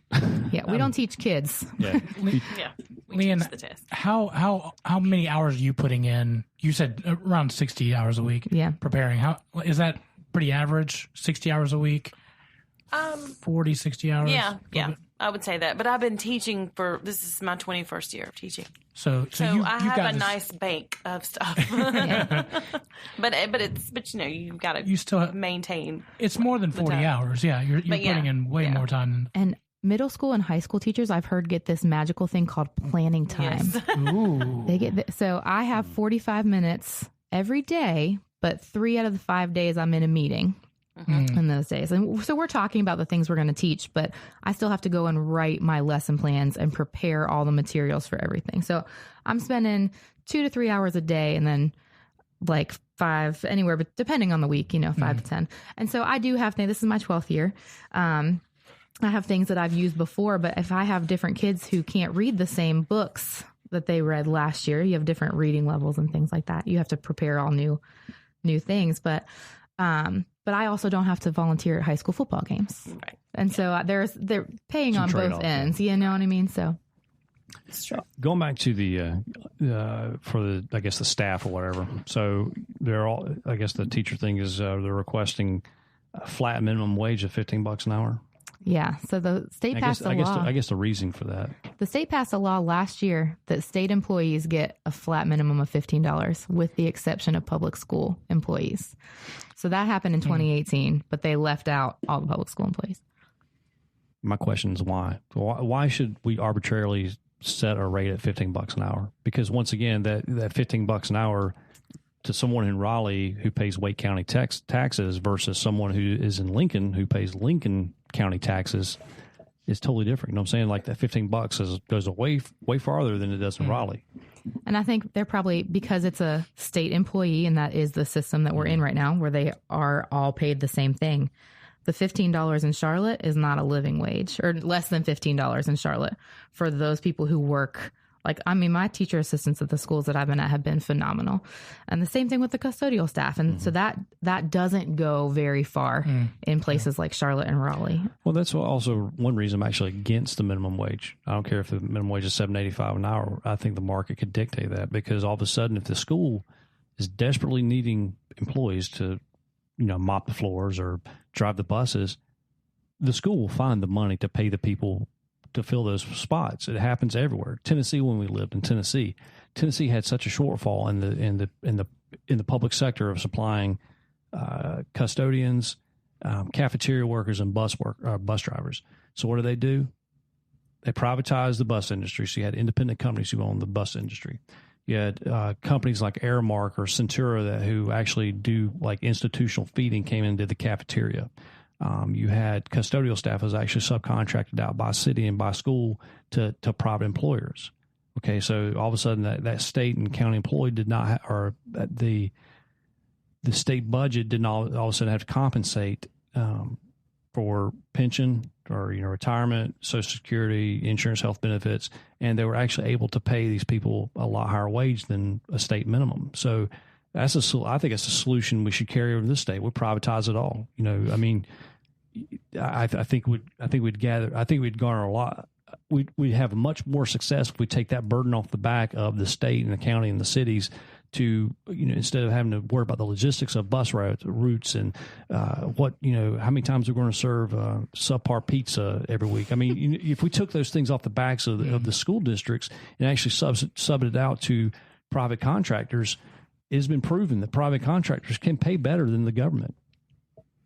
Yeah, and I think right now the issue is we're talking about how do we fund all the things that we need in public education. And so right now the reality is that we fund it with property taxes. And so I know a lot of places there's a discussion in Pennsylvania, which is where my family is, about whether that's the best way. That is the way we do it right now in North Carolina. And so we have to kind of play with the deck that we've been given here. So but radical changes can create radical events. I mean, if you took if you took one burden off the back, they're protesting today about paying bus drivers more. Okay, well, I guarantee there's probably companies out there that would love to come into the North Carolina area and be like, you know what, we will bid ourselves for this route right here. And that would all of a sudden take the burden of, okay, well, there we go. I mean, there's solutions to this. And I don't, why 15? Why not say 25? I think the issue is because that's what every other state employee got 15. Gotcha. Except for the school people. Well, all of a sudden, is the person that's making $15 an hour who's driving around doing inspections, are they going to be pissed off that the guy who's scrubbing toilets at a school is making the same amount of money they are? I'm just asking that question. I mean, because I'm sure a teacher who's worked 20 years wants to make more money than a teacher who's worked 2 years. They don't want to be a set standard like, all right, flat fee, everybody's making $50,000 a year. I don't think that just setting this arbitrary number out there as a demand sometimes gets the results that we want. And going back to the compensation for graduate degrees or degree levels or whatever, explain that a little bit. So in I think 2013 was the year that they said that teachers who had master's degrees were no longer going to get paid for it. So there are three kind of levels of salary schedules in North Carolina. So there's the bachelor's degree schedule, and then there's a master's degree schedule, and then there's a national board schedule. And so when you look at total compensation, teachers get raises based on each level that they have. So me personally, I have my master's and my national boards. So I have a 22% higher paycheck than somebody who doesn't have those two things. Right. And so when they took away master's degree, the master pay is not necessarily the argument that they use against it is, well, it doesn't increase test scores. But it's not necessarily about measuring test scores, although they did come out and last year they tied the school's EVOS score, the teacher's what is that? EVOS is they take all the standardized test scores of the kids in your class and they give the teacher a grade. And so they look at how much growth they made, and then they grade me. Was that the one that we reread that had, like, they changed the letter grade or whatever it was? I think that was more about the school. No, yeah, that's a separate system. Yeah. So basically teachers get, if the kids make what is considered to be an average of 1 year's worth of growth, and that number changes every year. They don't publish, there's no formula that we're allowed to see. It's like a statistical anomaly, right? So they norm all of the kids every year, and they say, okay, if a kid got this score at the beginning of the year, most of the kids who got that score got this score at the end. So if my kid got 1 point higher, I'm in the green. If my kid got 1 point lower, I'm in the red. And so I get a growth score based off of my kid's performance on the standardized tests, only the EOG specifically. And so they actually found that the teachers who had the highest level of experience, the 25 to 30 years of experience, had the highest growth indexes in 2017. And that was from the state's attrition report. But what they say is, well, the master's degree doesn't equate to test scores. It doesn't improve test scores. But it's about teacher retention and teacher recruitment. And so if you have a county, so if, let's say North Carolina doesn't pay for masters, you're talking about those recent college grads, and they're going to say, I can go to Virginia, I can go to Georgia, I can go to North Carolina, I can go to South Carolina. Well, if you're going to get paid 10% more in Virginia, you would go there as opposed to North Carolina. And you have, you have another level of education there. I don't know if that necessarily, I mean, let's just say you're making, for simple math, if you're making 10%, if you're making 40 in North Carolina and you have an opportunity to move to Virginia for 10% more, I know it's arbitrary or just a made up number, but I mean, honestly, depends on the part of Virginia. I mean, people move to areas where they can feel comfortable and have the things that they desire and want. You know what I'm saying? Just because all of a sudden they throw another $4,000 a week or $4,000 a year divided by 52 doesn't necessarily say that. My question is, why isn't teacher pay merit based? As far as like based off of years of results and things like that. And that's just my question because that's a lot of people's questions. Some of my best teachers didn't have masters, and I'm not knocking. I'm not knocking master. I think the pay is determined by. I mean, they're determined by their not level of commitment, because you're committed every day to going to school and teaching, but there's just bad teachers out there. I mean, there's a story in New York, and I know New York's a different state, but and their state of education is probably in the dump. But there's actually a teacher who earns over $100,000 a year in New York, part of the teachers union, and all she does is sit in a teaching lounge all day. She's such a bad teacher they can't fire her per contract, but she sits there and wastes $100,000 a year in her salary. I mean, I'd rather see teachers get bumped and paid off of performance, not off of, So it's really hard to quantify pay for performance. And so when you look at the kids, it's a conversation about equity. Kids who've had more experiences or more and it's more socioeconomic is a big part of it. And so like I said earlier, you can predict a school's test scores by their zip code. And so when you look at kids who are in really high need areas and you're measuring them on the same model as the kids who are in very affluent areas, what is going to entice a teacher to go to the high needs area if I'm going to get a raise based on my kids in balance time? And so it's also a question of what are you measuring, right? So we talk about growth. So when you have for I was ESL, if you have kids who don't speak English, they have to meet the same growth marks as kids who do speak English, who are from very affluent areas. And it's also the same on the higher end. If you have a gifted kid who's scoring in the 98th percentile, they have to get 100%. They can't miss a question for you to show any growth for them. Sure. And so when you look at pay for performance, one, it decreases the collaboration among teachers because teachers are like, I'm going to get mine. I'm going to get my money because I don't want to share what I'm doing, what's working for my kids, because then you're going to get part of my money, right? Yeah. Wait till your kids are done and then pull the fire alarm. Right. Like, ah. And so some people still have that mentality in high school. So it decreases the collaboration.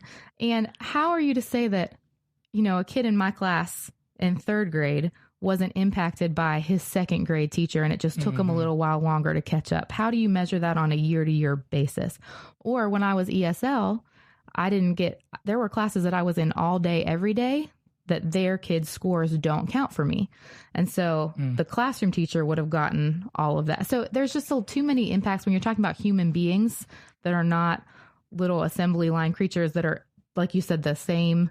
If you have the same experience, we're not going to have the same outcome. Right. So you can't tie people's salaries to the idea that they should have the same outcome. Well, I'm not saying the outcome. I think that there's so many factors into a kid's education. Talk about socioeconomic, talking about broken homes, talking about abuse. There's so much things that affect education, but it still doesn't affect the teacher's performance. I don't. So then how would you quantify? How would I quantify? You can have a set of standards where teachers are evaluated. And we do. I know that. I'm just saying, but instead of paying based off of, okay, well, we got to meet these benchmarks for students, because all of a sudden, what if you get a batch of students who, are in a session, in an area, all of a sudden recession hits, and all of a sudden their socioeconomic, is uprooted. Or your parents get divorced, like you were saying, something goes on at home. All of a sudden you have a bad year with marks. I think that, like I said, I think teachers do a great thing, but I don't, and this is no disrespect for teachers at all, because I couldn't do what you guys do. I barely can tolerate playing Play-Doh puppets with my kid, but when discussing salaries, I don't understand why teachers are almost like a protected class when we talk about it, because it becomes offensive, like we're attacking the teacher. When I'm not, I think there's better ways to incentivize teachers for their passion, their desire, not just all of a sudden reaching these, 11 standardized testing benchmarks when the 11 standardized benchmarks are probably broken to begin with. There's always ways to create new standards for teachers that pass to get paid more. And I think a big part of that is because when we're talking about wage competitiveness, right? You talked about teachers being a protected class. So teachers, especially in North Carolina, we are earning 65 cents on the dollar compared with other people who have the same degree of education. And so when you look at the salary, it's not about the amount of money, it's about people who have the 4-year degree. What's the average comparison there? So you're not comparing. I understand that, but 65% for each other, like in the state, or compared to basically saying if someone has a 4-year degree, right? They're let's just say the person's making $100,000 with a 4-year degree. Teachers are making $65,000. Right. So, but I think we did just move up to 27. Actually, no, I saw another stat. 27% less than other 4-year degrees as opposed to 35. Like I said, this is no disrespect, but isn't going into teaching a chosen profession? Just like I sell motorcycles as my chosen profession. I was a restaurateur. That was my chosen profession. There's other restaurateurs out there making a lot more money than I was, but I was making good money. But we're talking about career fields that we're all walking into, and these are callings. My calling happens to be 2 wheels and gasoline and emissions and fossil fuels and destroying the earth in 12 years. That's my calling in life. Attaboy. Way to shoot high. No one. I'm following you. You're saying you've chosen to be here. This is what you want to do. And no one's. The problem is they're taking away all the incentive that used to be good for teachers. Exactly. And they're changing the game. They're changing the game. And I don't disagree with that. And I think number one, it starts with the entry level teachers not accepting the salaries they're offering, because you can shape the. All of a sudden, if North Carolina all of a sudden has 2,000 vacancies, they're going to North Carolina is going to change their model for pay. Do you think they will? Do you think that it's going to get to the point where they'll have to change. I mean, you say they have to, but I mean, you can keep getting cheaper and cheaper, and somebody's eventually going to say yes to that. You know, like, I mean, those 1,500 positions or whatever are either filled with substitutes or the kids are dispersed. And so now you're not talking about 28 kids in a classroom in fourth grade and up. You're talking about 31 kids in the classroom. And so there are still children who we're talking about who don't have a teacher in front of them when we talk about like those teacher vacancies. And so we're already almost at 2,000 and nothing seems to be changing there. Just a question. Don't shoot me. But how does someone come up with all right, we don't want to go over 20 student, you know, if all of a sudden we have 25 students in a class, we're impacting their lives. I remember having 38 kids in my class in high school. How many kids do you let come to your kids' birthday parties? Oh, my birthday parties? Oh, you could ask my wife. We have 60 or 70 people there. I mean, that part is true. Yeah. I've been there. So your daughter's allowed to invite like 30 friends? Oh, yeah. That's awesome. I mean, it's a nut. I mean, you've been to her birthday party. Yeah. It's that's nuts. Awesome. Yeah. I have to duck because it's chaos. Yeah. I mean, and you're adding to, now teachers aren't working 60 hours a week. Now I'm working 75 grading all the extra stuff for the kids and making extra lessons. I understand all that. I'm just saying that once again, but it's still a chosen profession. I mean, but so people aren't going to choose it anymore. Which is what we're showing in the enrollment. What's going to happen. That's where the crisis is going to come from. But that's fine, though. See, if people don't choose it, then we're forced to change. So I'm saying just because we're stomping in Raleigh today doesn't necessitate that's or God, I can't talk today. That's not going to. That's if you would have had 20 kids in your class, you could be able to say that word. We're missing the bourbon. That's the problem. My speech is a little clearer then, but no. But I mean, that's how you force change is through where people don't come into the industry.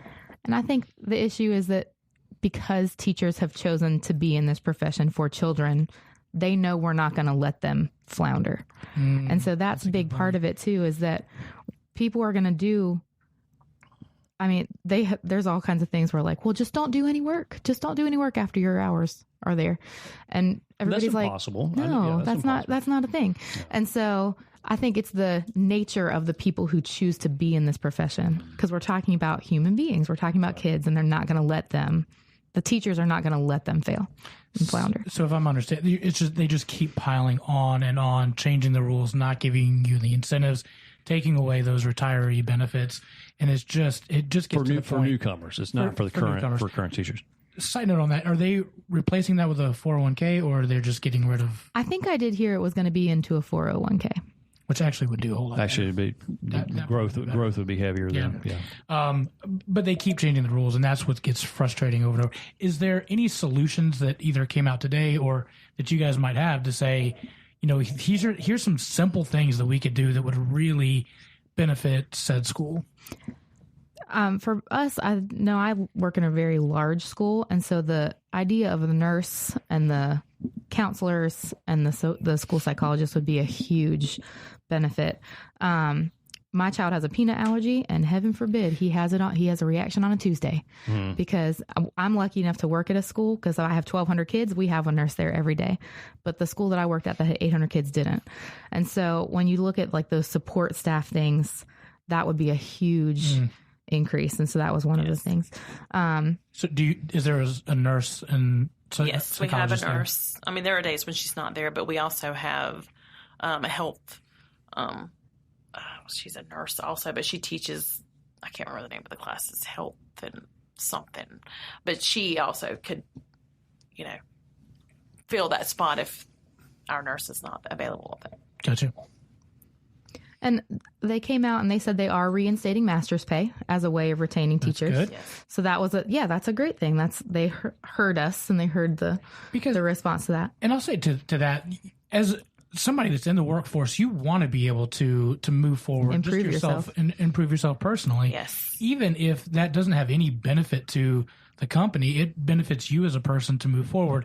Now, granted, that company doesn't have a responsibility, but in turn, it makes you a better employee. And it's another benefit that people can say, hey, look, we're offering this so that it does draw people.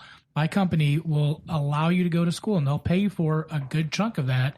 And it doesn't even have to relate to the job that you're doing. They just want you to improve yourself. So I'll give them props for that. And I think that goes into the retention too. So 12% of beginning teachers which is considered the first 3 years of teachers, left the field of education. They left teaching last year, but only 7% of teachers with 4 or more years of experience, because a teacher with a master's degree in education is going to be committed to the field of education. That's a good point. And not that people who don't have master's degrees aren't, but if you paid all that money to get a degree in education, there's a chance that you're going to be sticking around for a little while longer. Yeah. I'm going to be a devil's advocate. I don't think a master's degree necessarily means a great teacher. I think there's probably teachers out there that probably deserve to be unemployed teachers that have master's degrees that are getting master's pay.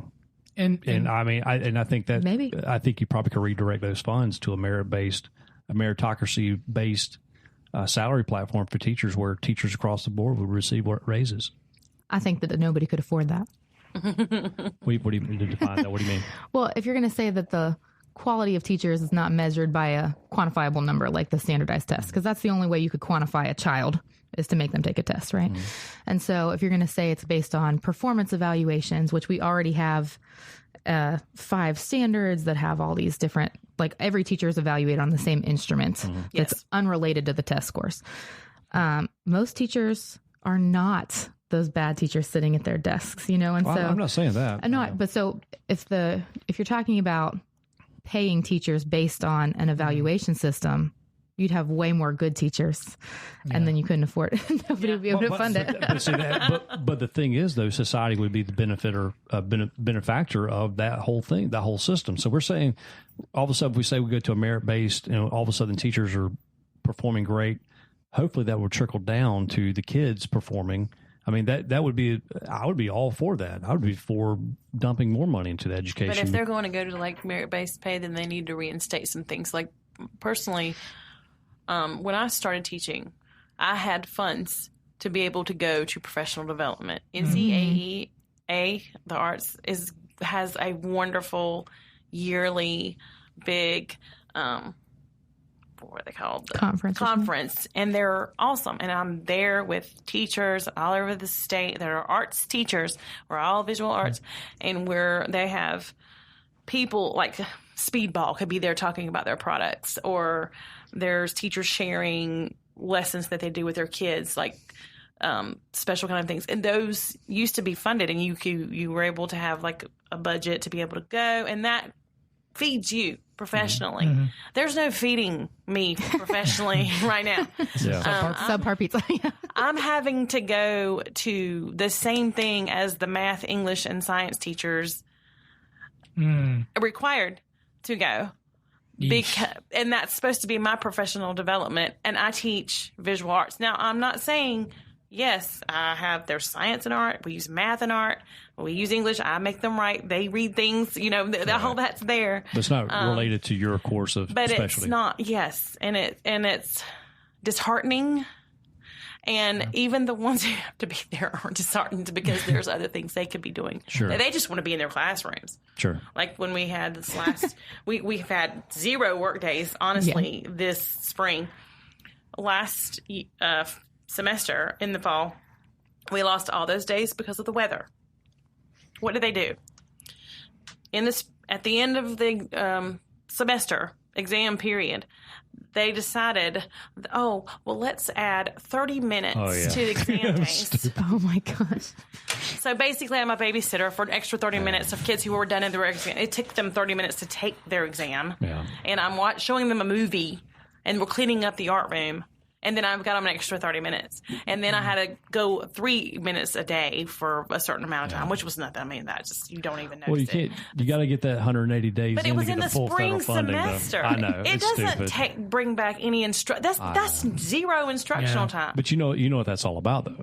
That's all about securing the government funding, because the government mandate is 180 days schools have to be open. So. And that's all that it's cared about. Yeah. I was like, when do we stop caring about these kids, these students, and their time, and them and us teachers? Well, here's the thing, though. Anytime you have government mandates and regulations like that, no one cares. Everyone cares about achieving that bar. Right. There's nothing. I agree with that one. A common sense goes out. There's no common sense with regulations and government control. There is something to be said for making sure that the kids have a minimum level, like things that are being taught. And so before, I know the Common Core is a hot topic, but before, everybody had standards before, but each state was able to dictate their standards. And so certain states would have lower standards, and then they would say, we're doing great on these. You know, the kids who are in third grade in this state are doing fantastic on our standards. I don't know why your pass rate is so low, because the standards were different. And so there's something to be said for, especially when you're in a state system. If I move from Cabarrus County to Mecklenburg County, the third graders are being taught the same types of things. So there is something to be said for like a minimum requirement. No, I agree with that. The problems I have with Common Core, well, my main problem with Common Core and quasi-Common Core and Common Core rebranded is math. I mean, when can I not show my kid that 4 + 4 = 8, and then instead of having to do 62 steps? Yeah. I don't get that. I will say I can multiply double-digit numbers in my head thanks to teaching the third grade Common Core because of the way they teach it. And so it's a different way of thinking about it. Some of the ways we had a lot of pushback because in third grade we don't teach borrowing for subtraction and carrying for addition. We don't teach regrouping, like where you cross out the number and you make it one less. We have to draw pictures with blocks and use a number line. And the parents are saying the same thing, like, I don't know how to help. I don't know how to help them, you know?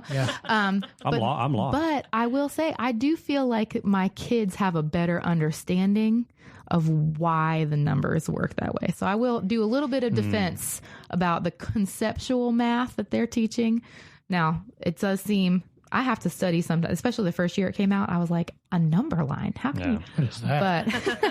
But, but they do seem to do better on that part. I think so. Well, we can agree to disagree on that one because hold on, you're talking about having calculators for third graders. Why does my third grader or second grader have to all of a sudden draw blocks and rows and count, circle the grapes? I mean, you got calculators in third grade. Can I be honest with you? The only thing I used my calculator was to make the word hell or boobs. Yeah, that was my favorite thing. That was good. Hey, look what I can do. 80085. Yeah, there you go. Watch this, Steve. I'm going to be the devil's advocate. I'm not subscribing to this, but I know some of our listeners may say you guys are getting you guys are getting well compensated because you get the summers off. Everybody says that. And I know. And so I want the defense of you guys get summers off. Why should we pay you more money? Let me kind of roll that into with. This was my question. I know, but I'm trying to roll something else in because I'm trying to take the heat off of me for when. Okay, all right. So the old cliche of summers off, but also, my understanding is you guys can retire at what, 55? 30 years in the education 30 system. years. So 30 years. So depending on when you start. Yeah, technically some of them at 52. Yeah, 50. I started at 22, so 52. Mm-hmm. So, the summer's off, you retire at 52 with full benefits. I mean, the average Joe will not be able to do that. I mean, and that's true. I calculated we have it about 9 weeks off, right? And at most people's jobs, you get at least 3 weeks off. And then as you move up, you get more. You can, accumulate more vacation time. I can apply for this job for 3 weeks off. Wow. I don't know. I took a poll. That's what it was. Yeah. We do have days built into the school year, but we are also paid as 10-month employees. We are. So I personally have, they can withhold money from my paycheck, but people who work in central office get the teacher's salary, but they get it 2 more months. So they get the same monthly rate that they would have gotten for 10 months like teachers do 2 more times.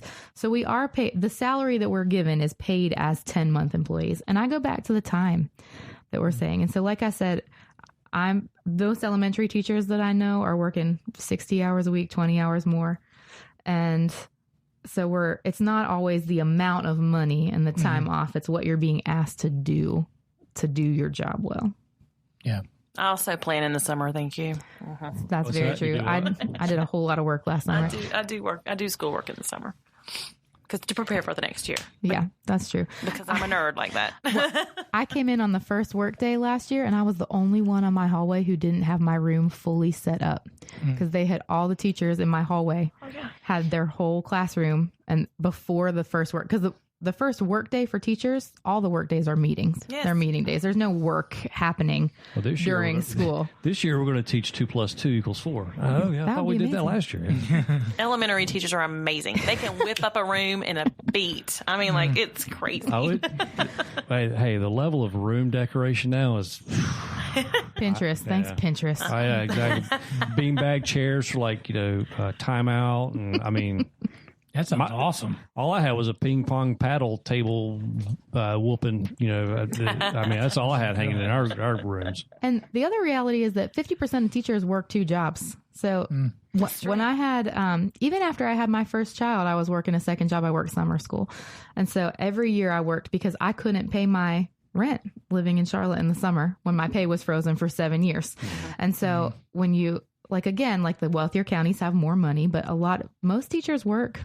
The statistic I saw was 50. So half of teachers, they work second jobs so they can make sure that they have enough money to pay the bills. Yeah, but I mean, there's a lot of Americans out there that work, just people that have regular hourly jobs or salary jobs. There's a lot of people out there who work 2 jobs. I mean, I work 2 jobs.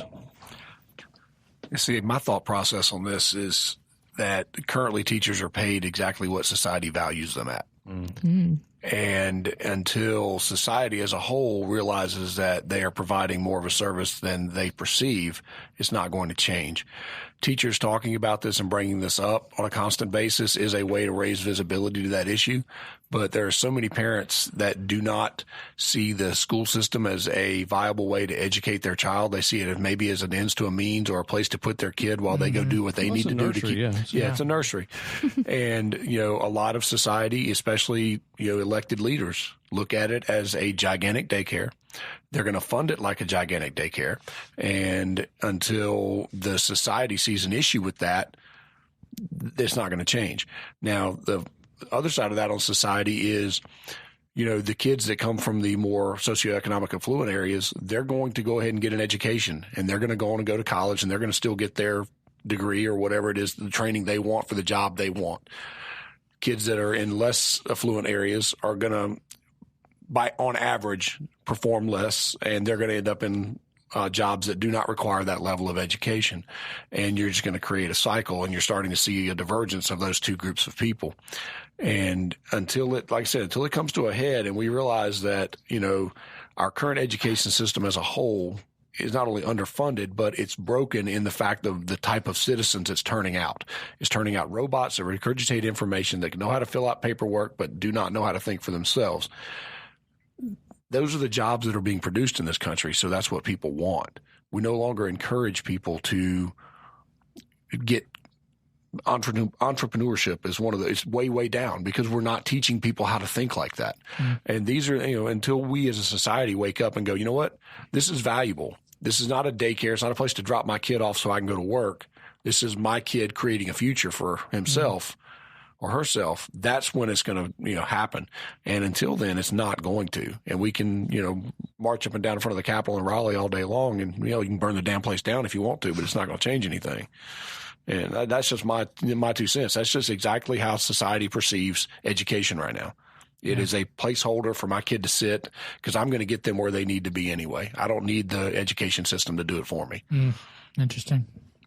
And artificial intelligence is coming anyway, so I'm going to be paid to clean the robots that teach kids soon. It's going to be our world of Wally. Yeah. The old cartoon. Hey Google, why don't you why don't you do my math problem? Turn that on. Alexa, 2 + Alexa, Your phone picks it up. Alexa, how do you do Common Core? Anything else? Any last minute things you guys want to talk about or bring up? Actually, some of the other points you brought up, I'm sure you have a sheet there full of stuff. Probably. Go ahead. Start. No. Oh no. I think that's the biggest. We hit most of the biggest things. I think the biggest issue altogether is the lack of a voice. And so we feel like respect. Yeah. And right. it's hard to quantify that. But teachers are feeling beaten down. And that's the reality, is that we're being asked to do more with less, and you're working harder and harder and harder. And like we said, like people who go into teaching, we know we're not going to be breaking the bank, but I kind of thought I'd be able to pay my bills without having to pay a babysitter in the summer so I can work my second job, but it's really the idea of we are not heard when we're expressing concerns a lot of the time. And I think that's very valid. Even in the corporate world, there's That's true. straight up. Like I told my boss, by the way, I hope he's not listening. Look, I'm not doing this crazy shift again. Like the way that we've been asked to do things, while the more we've got poured onto us, I'm not going to do this again. And you got to have a voice, and you've got to be able to feel like you're heard. And there was things put in place that are going to allow me not to have that crazy schedule again, because I felt heard. If I kept going over and over again, at some point I'm going to be like, look, enough's enough. Like if you keep piling stuff on, I'm going to quit. And I got to that point and I was heard. So kudos to teachers who are saying, we just want a voice and we want to be heard, and I have a lot of respect for that. I was so excited to be talking about doing this because nobody ever asked teachers what they think about education. And so and they ignore a lot of the research on it. Did you know they're trying to do online preschool right now for 4-year-olds in North Carolina? See, told you. So the American Academy, I have 2 littles in my house, and they say an hour of screen time a day, an hour of screen time. And so they're like, let's put preschool online. Instead of opening up more preschool, because hiring more teachers. This is probably Head Start 2.0. You remember the old failed Head Start program? I mean, I don't know if you're familiar. I don't know any of the research on it. Okay, well, the Head Start, they dumped, it was billions and billions of dollars into Head Start. And the fundamental factor after, I think, 5 to 7 years after Head Start, they produced 0 results out of it. So this sounds like Head Start 2.0, where they're going to dedicate money to it. Well, and a lot of it is because the schools can't fix society's problems. The schools can't fix, we can provide breakfast and lunch, but we can't provide dinner. And so you have kids who are coming in hungry or asleep. Yeah. And they're trying, and a lot of school systems are doing a really great work in that area. They're trying to get medical care to the kids, and they're trying to get, I've read a great story about the school that opened up the laundry, like not like a laundromat, but it was free for the kids to be able to do their laundry, because those are real issues that our kids are coming to school with, but the school can't fix or help all of those outside problems. And so, number one, you don't have the budget or the time. Right. What are some of those things that from the outside looking in that we don't see in the schools, or like the kids' issues? Like I didn't even think about laundry and having stinky clothes and stuff. What are some of the things that the average Joe may not understand that you're dealing with kids in their home situation? I think everybody has their stuff, and so it's all kinds of, it's just humans, right? And so it's life happens. And so I've had, like I said, I had, I think 7 homeless kids in 1 grade level who rotated through my class one year. Wow. I had a girl in my homeroom who was living in her car with her 4 brothers and sisters and both of her parents. We've had kids who are coming through the foster care system. And so they're going in and out of different homes, and they're trying to get to school every day, or kids who are 8 and they're in charge of getting up with the baby at night because mom's at work and dad's sleeping because he was working all day, and it's and so there's lots of just people, it's the older child is getting up and getting all their siblings ready for school on the bus on time, and then getting faulted for sleeping in class. And the teacher gets faulted. Oh, well, if this kid's sleeping in your class, then you're not engaging them enough. It's your fault. No, this kid has to wake up at like 3 o'clock or 4 o'clock in the morning and start getting everybody ready, fed, because nobody's there to do that. They're playing mom or dad or whatever. There's also student, just their own individual issues. Yeah. Leanne, and I want to be called Leon. I want you to refer to me as he, him, not she, her. Yeah. There's a lot of that too. Okay, draw this line. What can you do about that? Honestly, right. You have to keep an open mind when you work in the public school system. I know that, but I'm just saying, like, all these things that we face, the kids face, and my heart goes out to it because they hear about the homeless situations, knowing kids whose parents are heroin drug addicts. Whatever. There's so many dynamics. How many kids are raised in one parent households right now? Yeah. There's so many things, and I don't ever want to feel like we have to lay that burden upon the teachers to take care of that. And I know that we feel that we have to, especially if we try to be the hands and feet of Christ. We try to intervene in that and try to make a difference in people's lives. But, we, as a member of society and a taxpayer, I don't expect our teachers to do that. Hopefully the fellow community would do that. there's not enough time in the day to take care of everybody's problems. I mean, we'll just tack on another, 10 hours of your work to have to deal with that. But it's those things that we don't see. We just see a nice, pretty school and apples for the teachers and that kind of stuff that you don't see the behind the scenes things. But students love their teachers. I'm sure you deal with this. You teach third grade. I see you as being a caring, nurturing type of teacher. That's just how I'm seeing you right now. I see that. I hope they agree. And you do. And I'm the same way. I love my teenagers. I love them. They're funny. They have a lot to offer. You. Oh, and they're little stinkers too, but I still love them. And that's the thing that keeps me there. That's what keeps me there. I had a rough fall semester. He can tell you. I wanted to quit. I was trying to figure out other opportunities, but this semester has been better, and it's because of students. The kids, yeah. I changed my focus. I said, you know what? I'm not going to focus on all this outer stuff. I'm going to focus on them.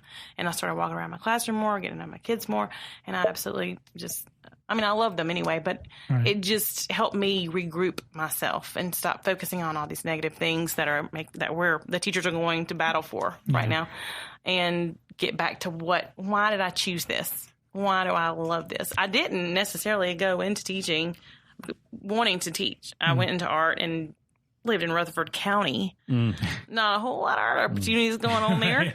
And, what did I get out of college? I got all this great ideas, and I'm like, I'm going to apply here and work for the newspaper, and I don't know, set up on the newspaper layout. They kind of think, no, they don't call you. I send stuff out, nothing. No calls. I call, hey, this is Leah or Davis at the time, but it's not what when you live in that area, you don't. If I lived in Charlotte, maybe I would have had more opportunity. Makes sense. But I have to get back to when I decided to go to UNC Charlotte to get my teaching license after I already graduated from college. And I got in the classroom and I'm like, oh my gosh, I really love this. This is really great. And I taught elementary for 8 years, and now I'm in high school, but I love my high schoolers. Like, nice. I wouldn't go back to elementary. Sorry. You lose your planning period. But I know, right? But I love that level, and I just see you as being a really great teacher. So. And I think it's part of the thing is a lot of people make decisions, and this is in any field, right? Like, I know what doctors do. I go to the doctor sometimes, right? And so they're like, everybody's like, well, I went to school. I know what teachers do. Right. And so, but I think the ability to recognize that maybe we don't always see the big picture here. Yeah. And so if this is a concern of yours, please go to your child's school and say, what can I do here? Like, please proctor an EOG, or please come do, whatever. Like, I don't know what that means, but ouch. Well, I'm not allowed to sit down for 4 hours. I did volunteer for my first grade, for my second grader. First grader. God, I can't keep grade straight. I did volunteer to be a room mom for my first grader, but they turned me down. Yeah. So, why? I don't know. I have no clue. That is so terrible. Man, there's so many I've never had a room mom before. Males. Yeah. Male involvement is that. I've volunteered, and they said, I'm sorry, sir. That makes me sad. Yeah, it does. Well, trust me, my oldest daughter, I was a room mom for 3 years, so I did it all. I know, that's amazing. Let's end on a happy note. What are some of your favorite teachers that you've had growing up, and like, why did they impact you the most? My third grade teacher, this is random, but she was third grade. We had a classroom full of animals. So I remember we had an albino rat. We had some kind of lizard. I feel like there was a snake in there, and I remember begging my mom to let me bring the albino rat. They have like no hair on their tails and red eyes, right? And so I was like, can we please bring him home for the weekend? And so that's one of the things that I remember most about Mrs. Bush in third grade. Nice. Room full of animals. I have to say, I guess the one that sticks out the most, I was like one of those crazy kids who could spell really, really well. It's really, because English was one of my other loves, because I was almost an English teacher. But Miss Owens, she was my sixth grade teacher, and she coached me and nurtured me, and she was just great. I don't know, I guess she sticks out more to me, because I remember every year I'd win the spelling bee, and I was in sixth grade. Sixth graders didn't really necessarily compete. We just kind of got to be there, but I beat the 7th and 8th graders. I beat everybody. And it was great. So, like, every year. In one year, I was late because I had a dentist appointment and they had the spelling bee. And they tried to hold it back for me to get there, but I didn't make it in time. They had the spelling bee without me, and so somebody else won.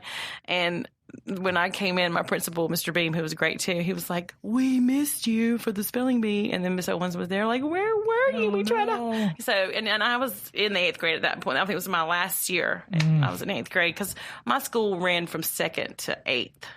Oh, wow. Yeah. Interesting. I was in school a long time ago, so. And then I went to high school from there. What's yours? I had Mr. Beckmeyer. I remember he taught history, and the only thing I remember from his class is he told us about some historical figure that got shot, and part of his forehead ended up in the fireplace mantle. I remember that. Who was the guy that got shot? I don't know. Like, You remember the gory horrible. details. yeah. I just remember like he would talk about history, and I really loved the stories that he would give. And he really connected with the kids. The other one in college was Tom Costa. He was the greatest, weirdest man ever that told you about like breaking paradigms and learning how to think for yourself. And he helped with personal finance, and that really kind of put a spark in me to get kind of Dave Ramsey-ish. And well, several years later. But he was a really great teacher, and I had a lot of respect for him. So, do you have any teachers? 6th grade. Oh yeah, I forgot about Miss Goodman. Hey, buddy, I'm just gonna leave her out. Mr. Dennis, he was a history teacher, and he, for some reason, instilled history and just learning history. So my love for history comes from Mr. Dennis in 6th grade, and then my 7th grade teacher, Miss Biddlecombe, and I still keep in touch with her. Oh wow, That's awesome. Mr. Dennis, he looked like George Jefferson, and he used to do the shuffle and the loafers, nice. and it'd crack up. But anyway, Miss Biddlecombe, she was my 7th grade homebound teacher because I was out of school for a year with cancer, and not that she was a great teacher at that time, but she was there exactly what I needed to be. She cared about you. She cared, and we've thick as thieves, So, but yeah, so those are probably the two teachers, and also Mr. Pageant, who used to come in drunk for algebra, and during his last year, I mean, I passed algebra with an A, and but I don't know anything about algebra. Attaboy. Awesome. Well, guys, thank you so much for what you do every day. Oh, Mark, were you going to? Yeah, actually, sorry. If you don't mind, I would like to give a shout out to somebody because I love it. I love this man. 6th, 7th, and 8th grade history. I had Ron Crandall in Rogersville, Missouri, a town of 742 people. That's why I had him for 3 straight years. I love the man to death. And I recently reconnected with him about 2 years ago. I left Missouri in 1985. Oh, wow. And lost touch with him when I left. And we kept up, for a few months after I moved, but recently reconnected with him about 2 years ago. Wow. That's awesome. And like I said, I love the man to death. Definitely instilled a love of history for me. It also got me hooked on the show MASH. Oh, So still watch MASH every weekend. Bet your wife appreciates so, I love that man. Nice. Best teacher I've ever had in my life, hands down. Very cool. Very cool. Well, again, thank you guys so much for what you do. If nothing else, just know here that you are valued and appreciated, and we will listen to you if nobody else will. So Thanks. Come on the show anytime. We'll talk teacher stuff anytime you want and try to get the word out of what you guys are dealing with. So. Awesome. Thanks. Thank you. All right. Once again, this is the Southern Fried Philosophy Podcast. You can find our website at southernfriedphilosophy.com. You can go to our Facebook page at Southern Fried Philosophy, our Instagram and Twitters at SFP Radio. You can also go to iTunes, Google Play, Stitcher, Spotify, iHeart. States Vegas Radio, don't forget. Yeah, just anywhere you listen to your podcast, whatever app it is. I think Podbean is something else. Anyway, you can just go look up Southern Fried Philosophy, find us there, give us a like, a subscribe, a share, review. That's how we move up the old podcast algorithms. Yeah. If you also, the other thing, I don't know if we've mentioned this before, but if you say like, "Hey Alexa, play the Southern Fried Philosophy Podcast" On iHeart, it'll pull right up. There you go. And Google and all those fun things. So how about you? I just saw the meme. This meme the other day. The what? This meme. The kid goes, "Mom, why are you whispering?" And Mom goes, because the government's listening. And then the kid laughed, and she laughed, and Alexa laughed. So